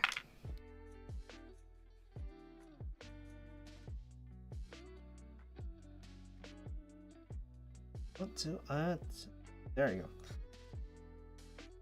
Where else? Yeah, I was on track on topic about switches. But yeah, mil-maxing, one of the things, I think I'm going to put that on my Iron 165. So I do have an Iron 165 sitting in the closet that I haven't touched quite yet. Hopefully there's no issues with the PCB, because I think it's been months since it actually got sent out. Therefore, it's definitely out of warranty, or technical warranty, as far as I'm aware, especially with these small runs. So hopefully they're fine. And since I have two PCBs, hopefully both of them work. And if both of them work, I can actually mil-max one of them. And I'm going to use that in exchange for my GMMK Pro.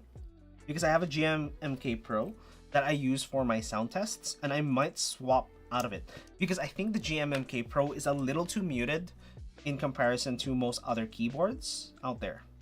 So if I can get a less muted keyboard to test for sound tests, I think it'll be much better than just the GMMK Pro. Jeez, I keep confusing GMK and GMMK, but GMMK Pro, that way it would be better and louder for the sound tests, not just better in general. Or I could put it as the third part of the rotation, so I'll have a gaming keyboard, mid-tier enthusiast keyboard, kind of like the Mark 65, have the GMMK Pro, and then the Iron 165, which is one of the enthusiast keyboards. However, I did get the 165 purely based off looks, not the sound profile. So on top of my head, I can't remember what the sound profile in general of the keyboard is. So we'll probably have to look into that. But yeah, I'll probably have one soldered board as a spare, and then just mil-max the 165. The other thing I want to mil-max actually is another gaming keyboard. It's actually the Ducky Mecha SF. The Ducky Mecha SF is a gaming... Oh, Jesus. Is a gaming keyboard that actually looks like a custom. I can bring it down in a bit here, but it's one of those few keyboards that it looks like a custom, but it's definitely not. I guess I can bring it down real quick for you guys.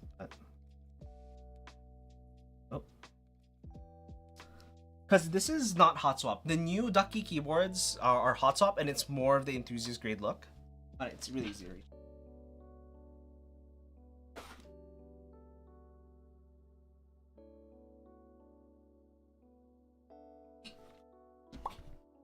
So you guys can see it already.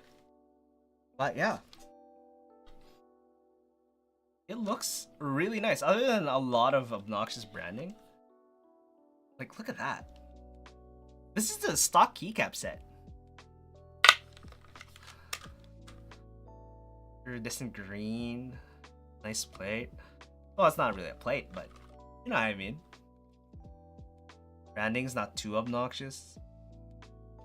And it doesn't sound too bad either. Yeah, so it has some sort of plastic plate, but definitely an aluminum heavy body.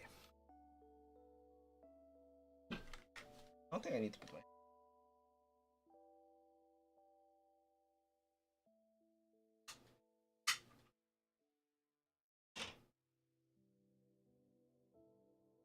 But that was the Ducky Mecha SF Emerald Edition.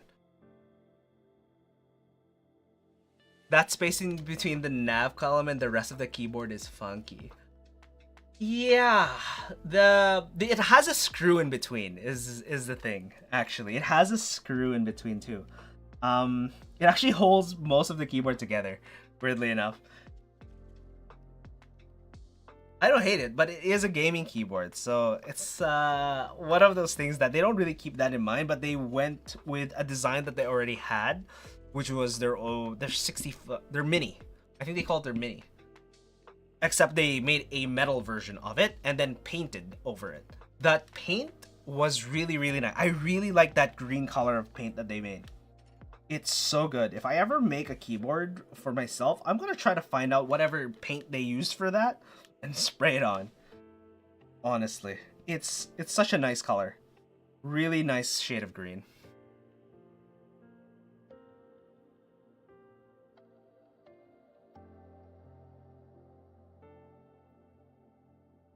Oh, there we go. But yeah, I think I was thinking of mil-maxing that because it has Cherry MX Silvers, and I was planning on my channel to do a review of speed switches, which is the... Well, other than the Cherry MX Silvers, I'm going to do the Gateron Bronze and Coppers, which is the clicky and the tactile versions of the speed switches.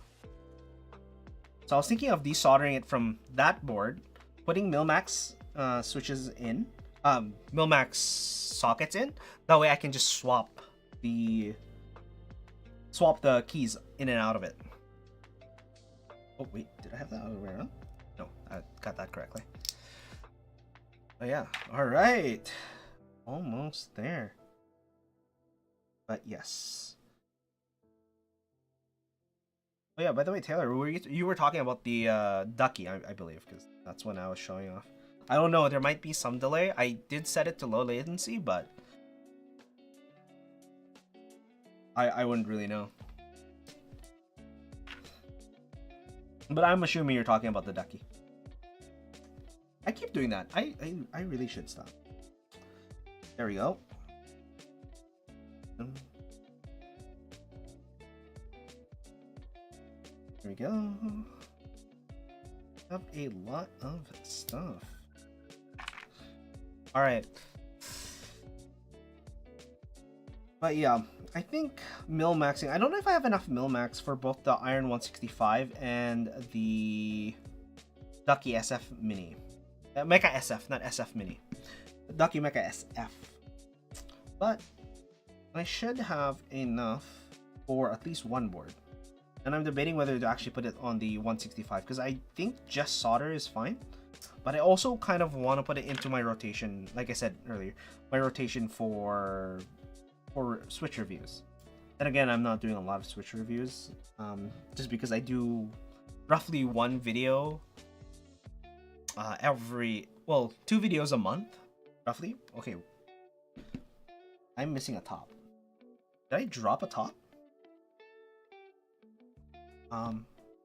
What? No way. Have you seen that Hall effect board that Keychron is working on? Actually, no. I haven't heard that Keychron. I think I heard rumors. I just don't think I've actually seen it or heard of it that much.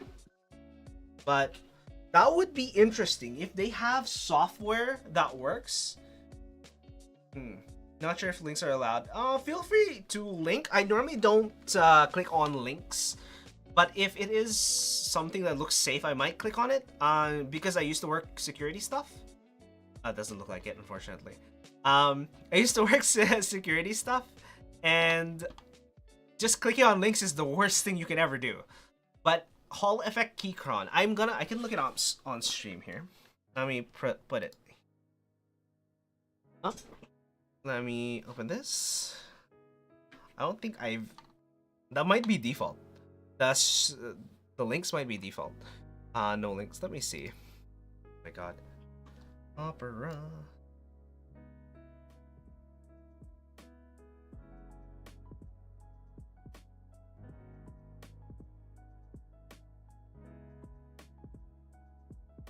All right.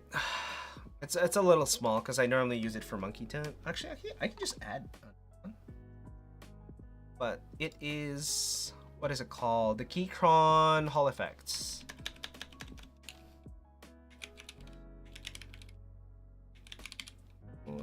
Oh my god.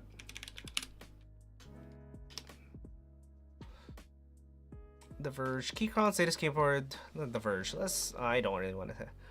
Compared to traditional mechanical switches, Q1HE.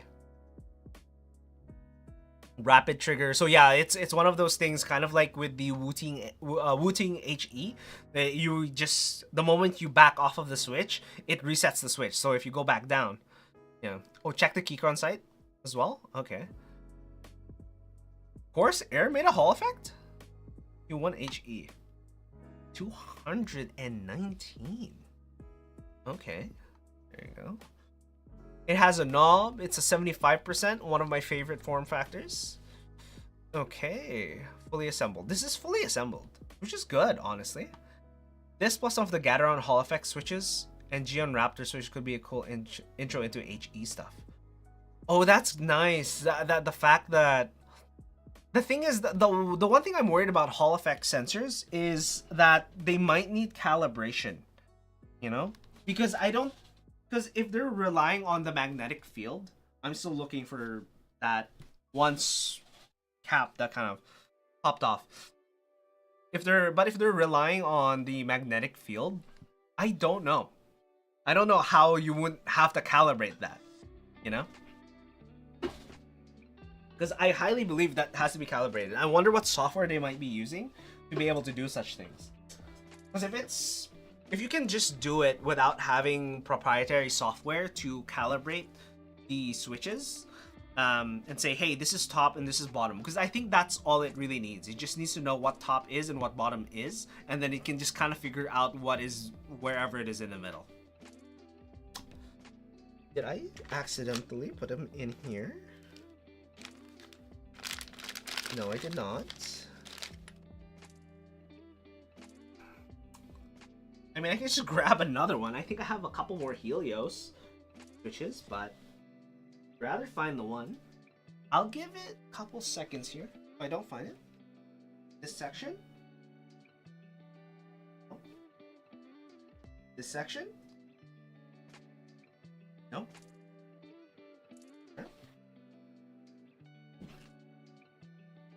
This section? No. Okay, so I'm just gonna grab one of the other Healios switches for now, and I'm gonna search for that later instead of, you know, spending about 10 minutes on stream just trying to search for a keycap knob that's somewhere out there that I can't quite tell where it went. Damn. So I'll just use the top because we don't really lube the tops, and the bottom here is already lubed. I swear to God, if I pull it out from here. No, that's just the... But yes, the Hall effect stuff, I do think is highly promising, and I just hope that the software side of things is not going to be completely proprietary and makes it easier for the Hall effect switches to just catch on. And I think it's an exciting thing to have, especially for gaming. In terms of gaming, the Hall effect switches, those are what I would call a game changer, just because of how responsive they feel in comparison. Okay, so I'm gonna grab that. This over here.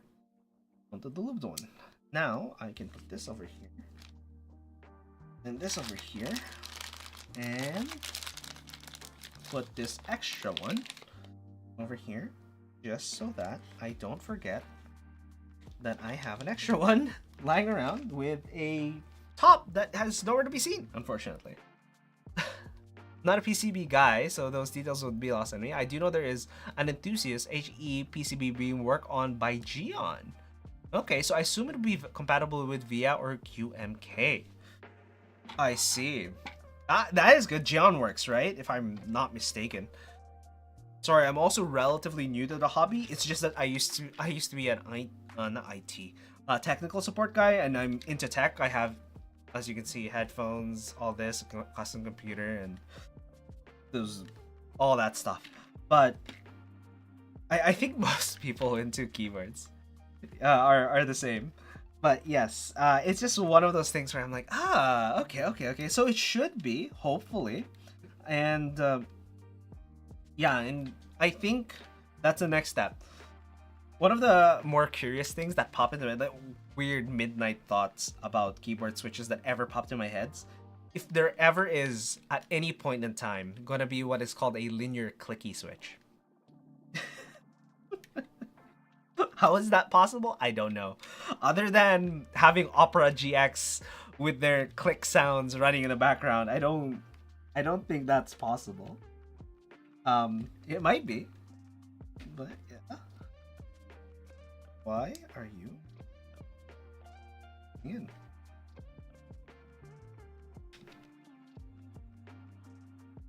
Where you been? No, you're just stiff. Or you're not. Uh-oh.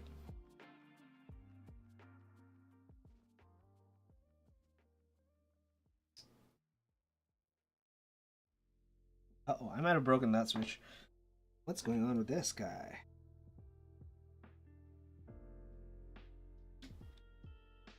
No. What? No way.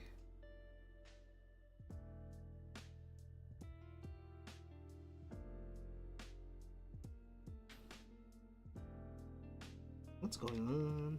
Okay, you know what? I'll put the rest of the switches on first. And start moving from there. Because that's going through. Technically, you could mimic that with a solenoid, but otherwise, yeah, not sure how that would be possible. Yeah.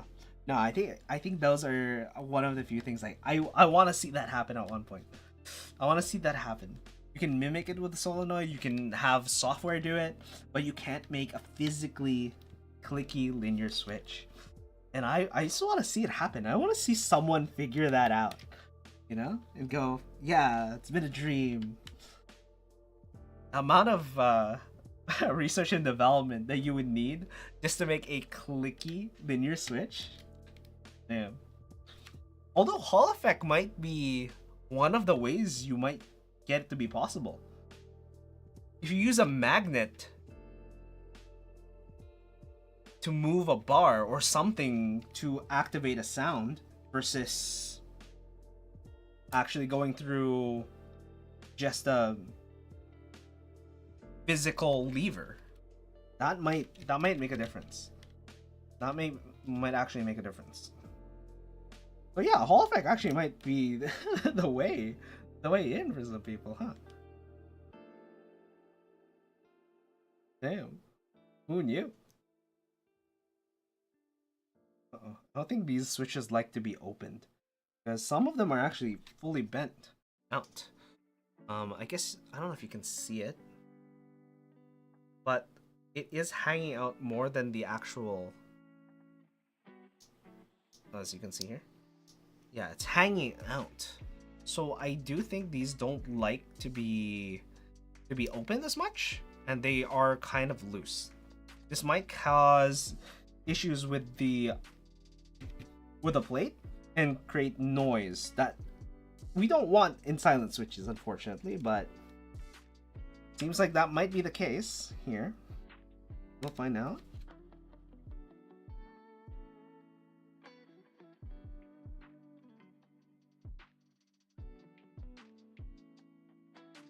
It's called Void, linear clicky.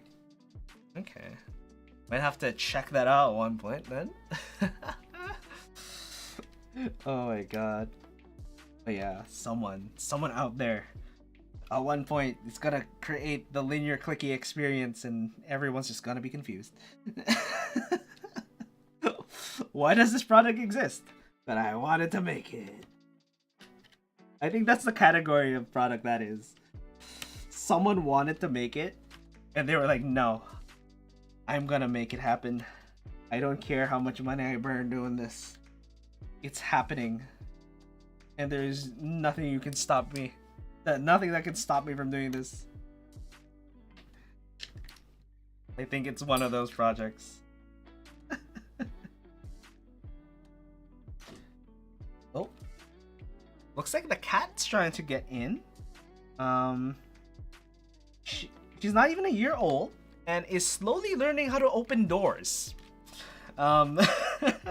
She knows to target. She now knows to target the handles and hit those. Luckily, my door has a little bit stiff when it comes in contact with the door frame.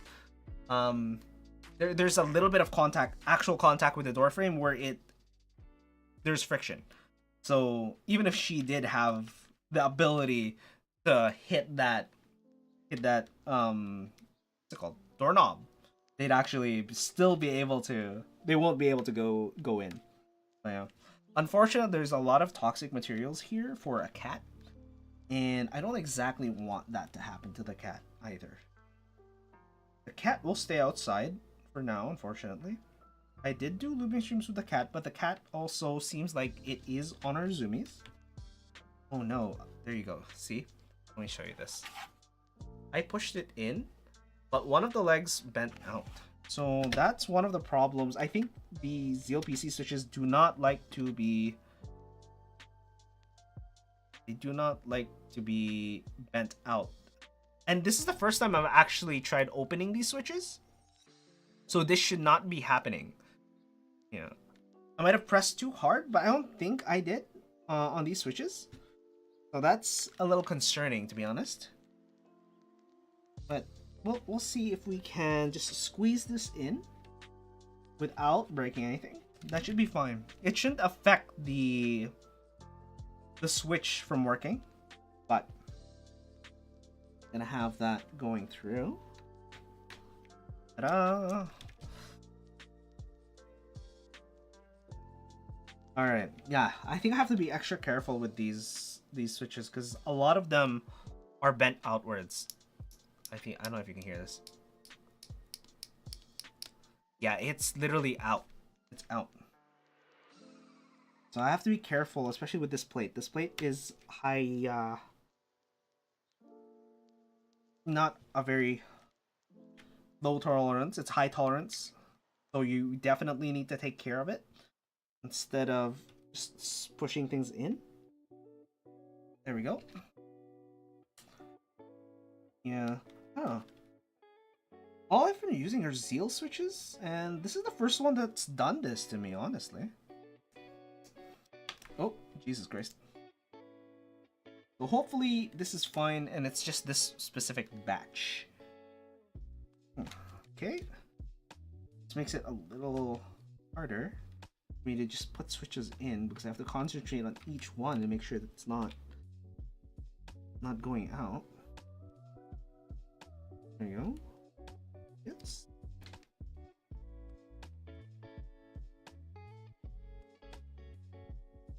Nope. There you go. And here. It might have been just those few switches, honestly, I think, at this point.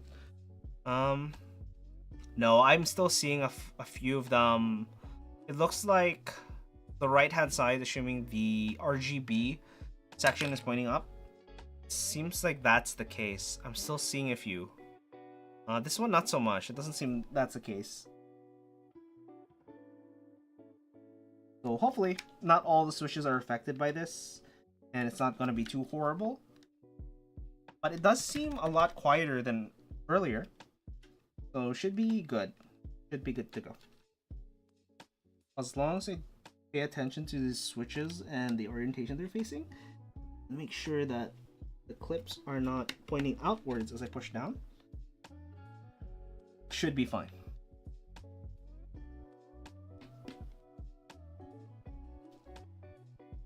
Okay.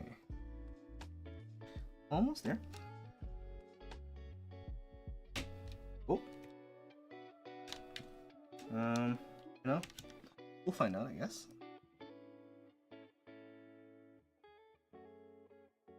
This down, push this down. But yeah, hopefully these are going to be fun. I'm kind of worried, honestly, for these. But yeah, I don't know what other switches to try other than the Keychron Oil Kings. Although, in terms of tactile switches, I'm also curious about some of the Akko stuff. The Akko switches are available on Amazon.ca, but I'm also kind of curious on some of the stuff being sold by the vendors here in Canada, because they have stuff like the Blue Macaws, Keychron Oil King. Some of them are on sale because of Black Friday last week, and they're still on sale. Not as deep as a discount, unfortunately, but they're still on sale. I might go for one of them. That way I get some more switches in my repertoire instead of just Seal PC, Glorious, Cherry, and all that. So it is one of those things. Alright, now that this is practically almost complete, we will be going through typing tests or a sound test. And what's it called? With the sound test, I should be able to go through codes as well. That's what we've been doing here on the stream. Basically, we go through a typing test, try to hit 75 words per minute, because unfortunately I don't go any higher than that. Oh no, tell me this is fine. We'll do that later. And we talk about the quote and see if it's a hee hee ha ha quote or a nice philosophical quote that we can go into a little more detail. And that's pretty much it.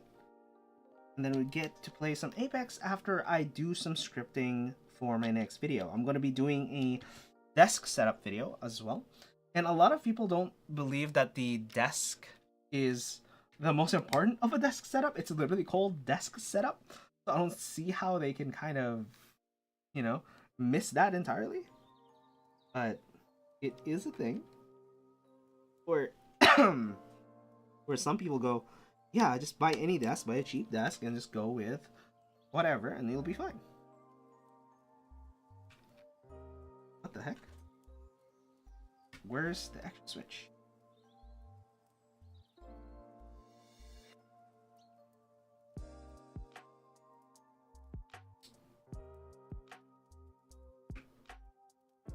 There we go.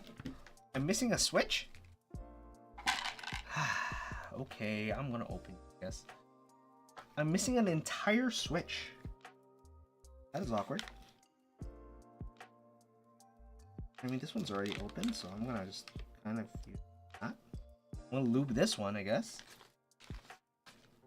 That should be enough lube. In here? How do I miss an entire switch? Where did it go? Not like I miscounted earlier.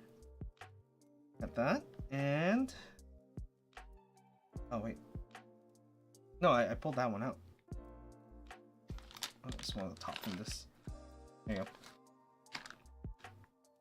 go. Where's my jeweler's claw? I lost my. There we go.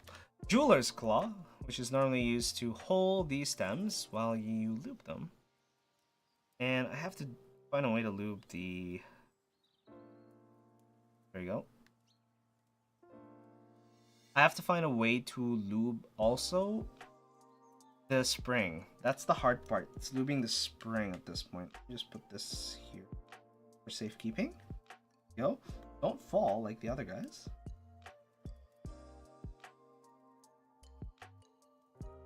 Okay, that's a horrible way to put a spring, but I just need to make sure you have some lube on you.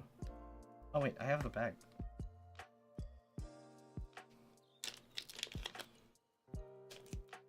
Should be fine.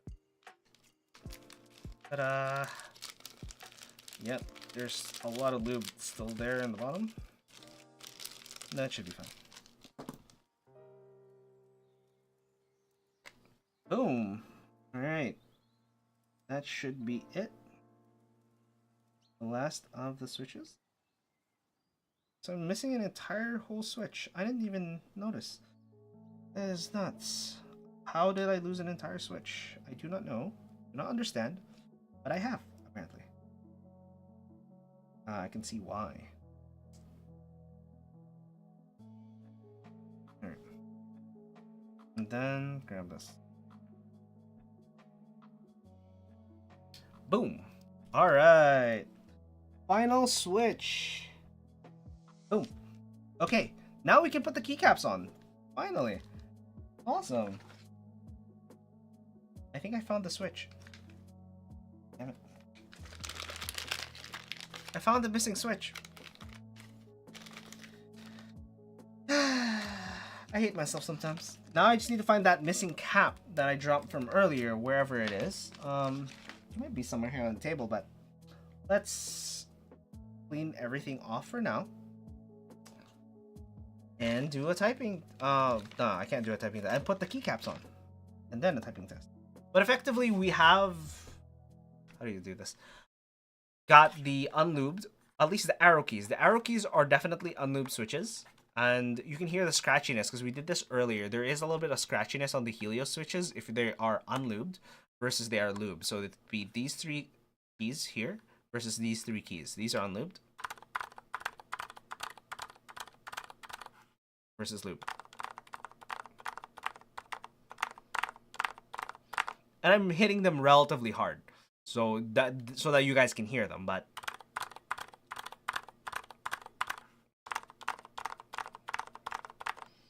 there you go. So it's not as scratchy as before, and it's slightly quieter, but it's not by much. We can move this away. We'll put that on that board. And we can start putting these together. The problem with this, which is why I don't like this board, is because the stabilizers are very noisy. Which is why I tried to put silent switches on them, but failed because I forgot that the stabilizers on this keyboard weren't the best. But this is just literally my Bluetooth keyboard that I use for coming back in and out from, what's it called? On stream. So that way I can go over there or put this to the side and type in a password or something. And that should be fine. And I use it sometimes with my tablet. But that's on rare occasions where I kind of feel like just using my tablet for stuff versus everything else. Okay. So yeah, looks like we got it here.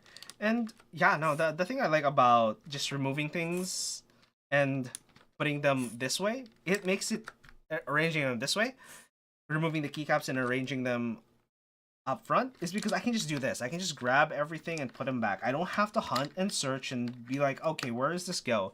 And if that's over there, this is A, S, D, and then F, and then count and figure it out. I just have to grab them and then put them on. No muss, no fuss. No mess, no fuss. Oh, Kicker Kitty. Hello, rating. Thank you very much. How are you doing? I'm guessing you guys were doing keyboard stuff as well? No. Hello.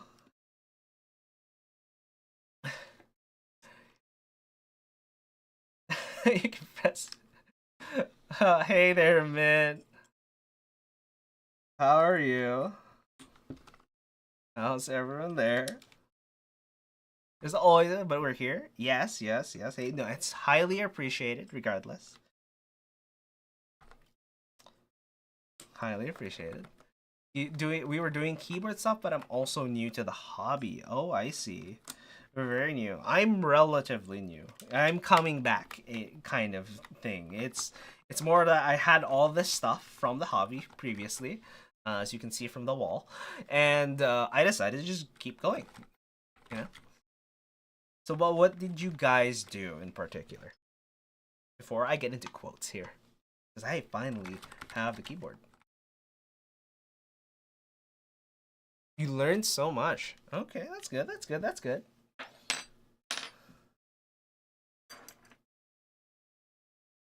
I went to the stream not knowing what a PCB was. Ah, yes. PCB.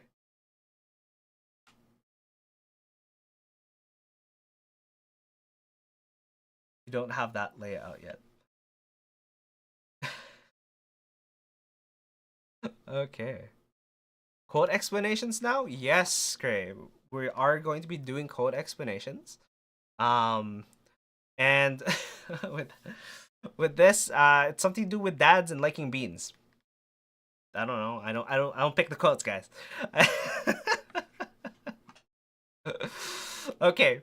So yes, learning about stuff, and and I'm gonna tell you now, words per minute, you will get there eventually if that's something you're aiming for. My aim is 100 words per minute constantly, and I can barely hit 75. Okay, so that's what we're gonna be going through, and yes, that's what we're gonna go through. We're going to go through this quote. I'm probably gonna hit 60, maybe 70, hopefully 70.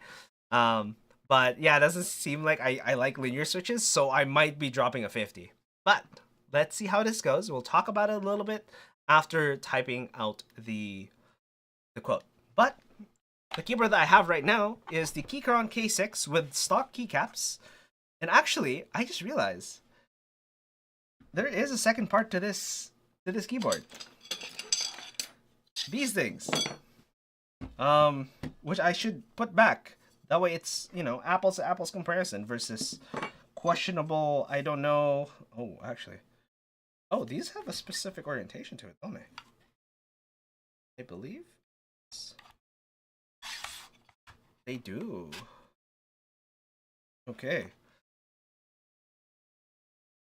You got a 90 plus. Yeah, but those random word for the 90 plus. I know I was complaining about it. I was like, really? Really? Right after stream, I was like, you know what? One more. And I get a 90. And I could barely hit 60 on stream. God damn it. Really?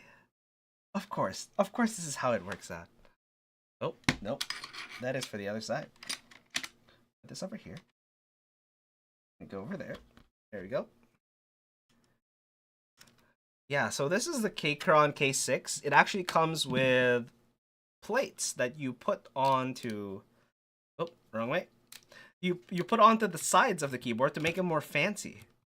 They sound a little different. I don't think they sound that much different with or without the plates, because it just goes around the perimeter of the keyboard. It's not the entire body, but it does help a little with the solid sound. Okay, let's see. We have this guy. Goes in here as well. There we go. But yeah, I mean, it does help with the look, we'll admit. Yeah, without it, it's not quite nice in comparison. Has nice sharp angles. I believe one of the other Ducky keyboards that were introduced, their newest custom one, which everyone didn't quite like because it couldn't fit. It didn't fit properly. It wasn't. Uh-oh. No. Uh-oh. Oh, don't you dare. You know what? Let me just do this way.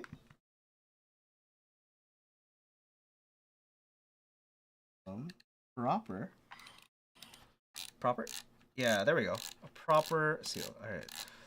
I thought for a while there I was loose threading the screw, but yes. So here we go. Going through here. That's slightly tight, and we're gonna go through the other side and do the same thing. Tighten it up. All right. We don't want to tighten it too much because this keyboard is mostly made so that it lines up. There we go.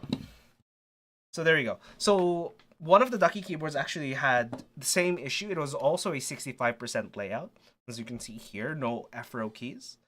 And they had the issue where it didn't quite line up. If they were looking at the sides, the corners here, it didn't line up with the ducky keyboard. I don't know how Keychron got theirs to line up, but I think it's self-aligning for the most part. Whatever they did to it. Okay. Let's see. Oh, looks like... Nope, no, I don't want to restart.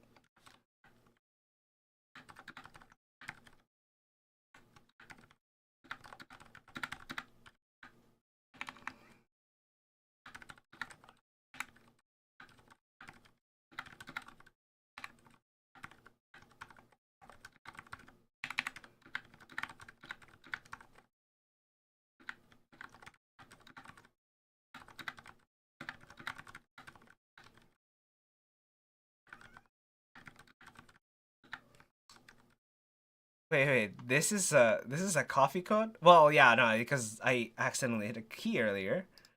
But what? We're just gonna be talking about the code anyways. But during that time, I was like 70, 80, 61 at one point. So raw 61. Not bad, not bad. Alright, so the code goes by Johnny Saw, NCT, whoever that is. My dad knew I liked beans, so he was just playing with beans, and then he dropped them, and then he dropped a rock, and then it slid, and then hot water started falling, and then coffee. What? Okay, as a coffee person, this is a conundrum. I don't understand. My dad, I knew I liked beans, so I'm guessing that means coffee. So he was just playing with beans, then he dropped them. Yep, okay. Then he dropped a rock, then it slid.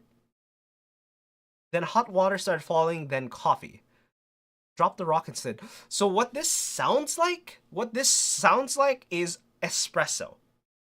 This sounds like espresso because he was playing around with beans. So I'm guessing he was grinding the beans, dropped them, and then he dropped a rock. Then it slid. So there is this thing called a tamp where people slide in a tamp into the coffee, what's it called? Yeah, the coffee, not the puck. It creates a puck. I forget what it's called now that I'm on stream, I bet you. So basically you press it down into this little cup and you press it and then you put the group head. Yes, you press it down the group head. You put the group head into the espresso machine. You push it through and water starts going down to create coffee. So this is basically my dad said I like beans, so he made me espresso. It's a fancy way of saying my dad made me espresso. All right. Okay. We're going to go one more. I'm going to explain this keyboard. This keyboard, again, is a 65%. This is, let me just, ta-da, all the RGB lights. Yes. So this is a 65% keyboard called the Keychron K6. It is wireless, capable of doing wired as well. It is 125 hertz. Yes, 125 hertz. And in them, I have the Zeal PC Healios silent switches. So they are rubber. There are rubber bits on the bottom and top of the switch stem, which allows them to negate the noise. It does make them feel a little mushy when you press down on them really hard, but they are silent, which is what we're trying to go for here. Okay, and now that that's done, and oh yeah, these are lubed because previously they were not lubed. And let me turn this off real quick. Off. We have two sections, so I always do the arrow keys as unlubed, and everything else is lubed. So you can probably hear it over here. I have to hit them really hard for anyone to hear it. You can hear a little bit of the ping. There's some scratchiness. However, if I go on to these, there's still a little bit of ping. However, the scratchiness is almost gone. So it is quieter, but you notice the pinginess a little bit more, which I don't personally like as much, but it is what it is. Probably try different switches at one point, but let's go with this. Oh, nice white color. All right. One more quote. Let's see if we can hit 75 words per minute, and then we'll go into just a regular sound test. All right.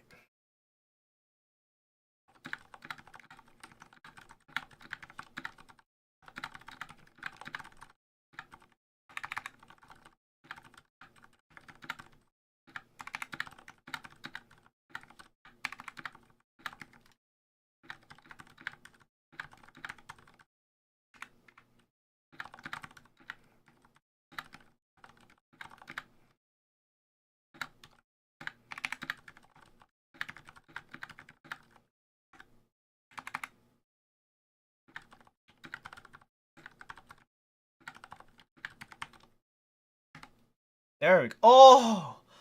Oh my god. Jeez, what are you using for the quotes slash typing stats? Oh, this is called monkey type. I don't know if I can move forward up a little bit. But the stats is called monkey type. I just have it cut out into the corner there because it's a little easier to not block the rest of the keyboards as I type. But yeah, if you just go to monkeytype.com, it will go through and you can see quotes or words. We're going to go through just words later, but I was so close. As I said earlier, my aim is to get a consistent 75. I hit 74 on a quote. So, so close yet so far. How far? 73.84 specifically is what I got. Accuracy of 95%. And it took me 38 seconds to go through that. But Marconi, sorry. Marconi and Tesla, pioneers of radio communication. All right, let's talk about this a little bit. Okay, let's zoom in. Oh, no. See that? There you go. You can see the quote a lot more. Okay. Unfortunately, I don't know. I think on a mobile phone, this is very hard, but I'm going to read it to you guys anyways. All right. I do not think there is any thrill that can go through the human heart like that felt by the inventor as he sees some creation of the brain unfolding to success. Such emotions make a man forget food, sleep, friends, love, everything. Yes. This is a code I can get by. And honestly, where I find this the most is when I make Pokemon decks. I can, real quick, I guess. With Pokemon decks, I find making rogue decks really, really fun. So I make decks like this here. Oh, of course, Gold Switch is the first card. And I just make crazy weird stuff. So I just go, and anyone who plays, I think people know what the cards are at this point. That makes sense. There we go. Great.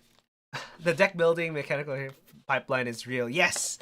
Yeah, coming from that. We're talking about codes and sound tests, so this makes sense, right? But yes, Lunatone and Solrock. Effectively, these two Pokemon have synergy because they are from the same generation and they used to be gym leader thing. And they have synergy because this does damage in terms of how many psychic energy it has on it. And this gives any Lunatone more psychic energy. So you can see where it goes. Not a lot of people use it just because it doesn't have enough damage output. But yeah, no, I have so much thrill just making weird little stuff like this. And when it starts to work and people go, why is this working? How am I almost losing to this thing that should not be working? That is very, very satisfying. But what's even more satisfying when it becomes actual success. You find that it works. Whatever you're building, or whether that's a mechanical keyboard and you're trying to make the most silent mechanical keyboard ever, and you think about, oh, I'll use these silent switches in this very muted keyboard and going through. Yeah. Yeah, that's the same thrill you feel playing Magic the Gathering. Yeah, any card building, deck building game, card game. Yeah, that's the fun of it. You go, oh, I think this combination will work. Yeah. And that's the thing. You're inventing a deck of your own, and you see it. You touch it, like the quote says, such emotions make a man forget food, sleep, friends, love, everything. You just don't think about anything else. You just think about, how do I make this work? And that is a lot of fun. That is a lot of fun. All right. Let's see. We'll go through one more quote and then we'll do a word test. Okay. That's what I said earlier, right? One more quote and then a word test. And after the word test, that should be it. All right.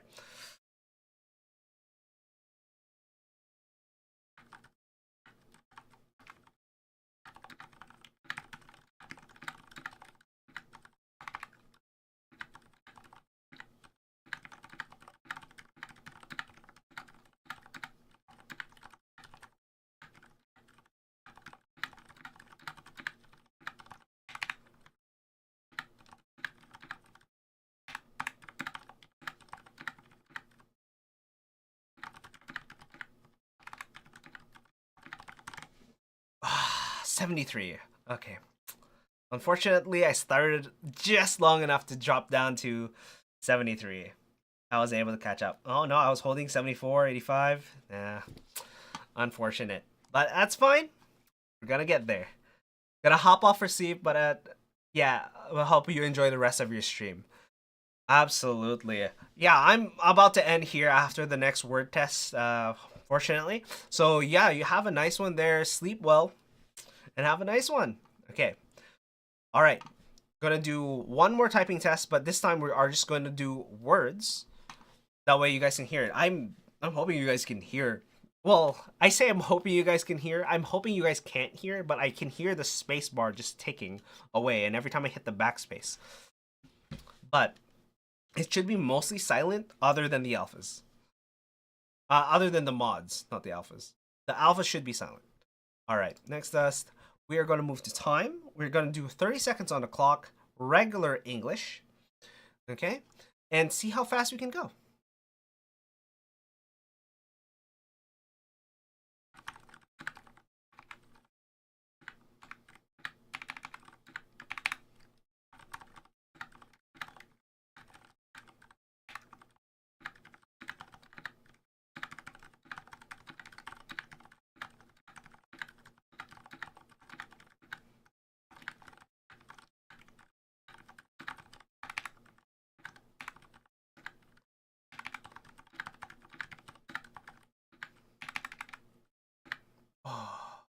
No, 58.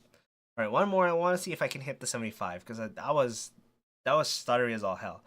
But how do you guys think? It's not silent enough because I know it's not silent enough.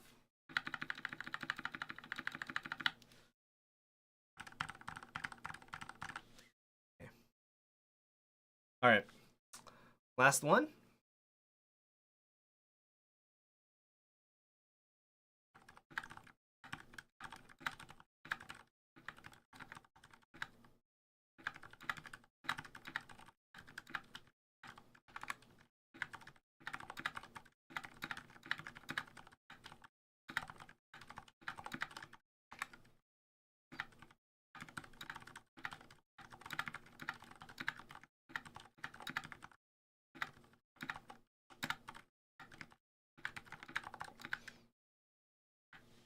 Okay, 93. Let's go. Not too bad, but that's random word. That's not quotes.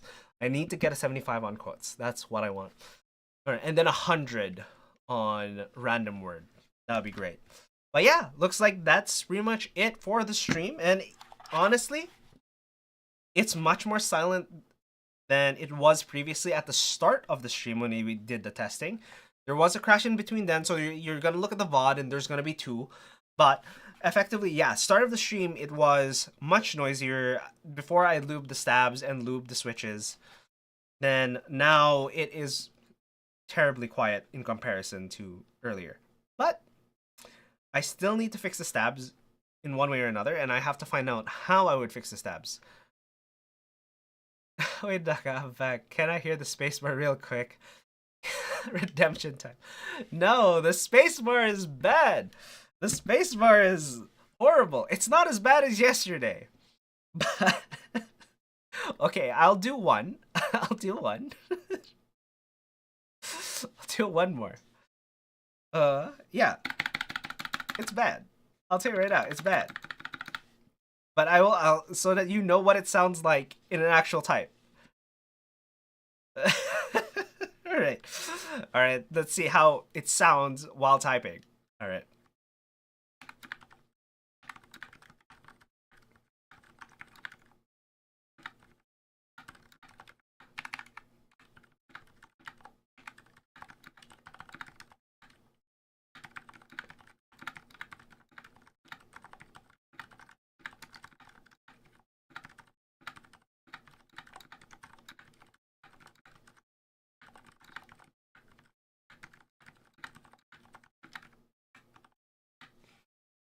Okay.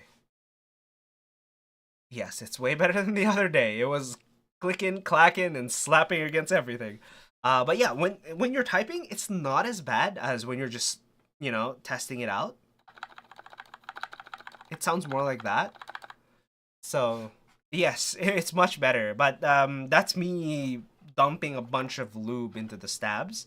And I think it is slightly bent because one side rattles. Oh. One side is versus this side. So I think this is bent upwards a little too much. So that left side is definitely. But all right, so that should be it for the stream. If you guys are looking for more keyboard stuff, of course, there is the Enthusiast Impressions channel on YouTube. And here on Twitch and also on YouTube, Enthusiast Naka and all other streaming platforms that I'm aware of that make sense. You can catch me in, you can catch me on Monday and Tuesday. That's normally what I would do for streams. I would do some keyboard chores and stuff. So if that's what you're looking for, Monday and Tuesday, 7 o'clock Pacific, 7 p.m. Pacific Standard Time, 1900 Pacific Standard Time for those who uses that. And that's pretty much. Make sure to follow if that's what you're into. And then tomorrow, or for me later, I will be at an hour after right now. I'm going to close stream, but I'm going to be playing Apex, so that's going to be a completely different thing. All right, no one's streaming games right now, so you can just answer right if you want. All right, okay. Oh, that's one of those things. I'm gonna search instead of rating, but yeah, no, I haven't rated, so I don't know. But yes, yeah, I should start rating too, because normally I would be like, oh yeah, wait for it to get 10, and there is 10, so I would raid, but unfortunately, it looks like Mint says there's no one there, so unfortunately. But I'm gonna do a quick search just to make sure. Keyboard. World of Warcraft enthusiast. Oh, me. Okay. All right. Okay. Fine. All right. Anyways, I will be doing that. We'll be doing Apex later today, at an hour after I end stream, and then I will be doing tomorrow at the same time, 7 p.m. Pacific Standard Time. That would be 1900. I would be doing Mario Kart stream. All right. Okay, so everybody have a nice day. Have a nice night for some people. And, oh, no, okay. Izzy does keyboards, but he's a businessman, not an entertainer. All right. Okay, I was just gonna end stream then. I'm gonna find out what I can do.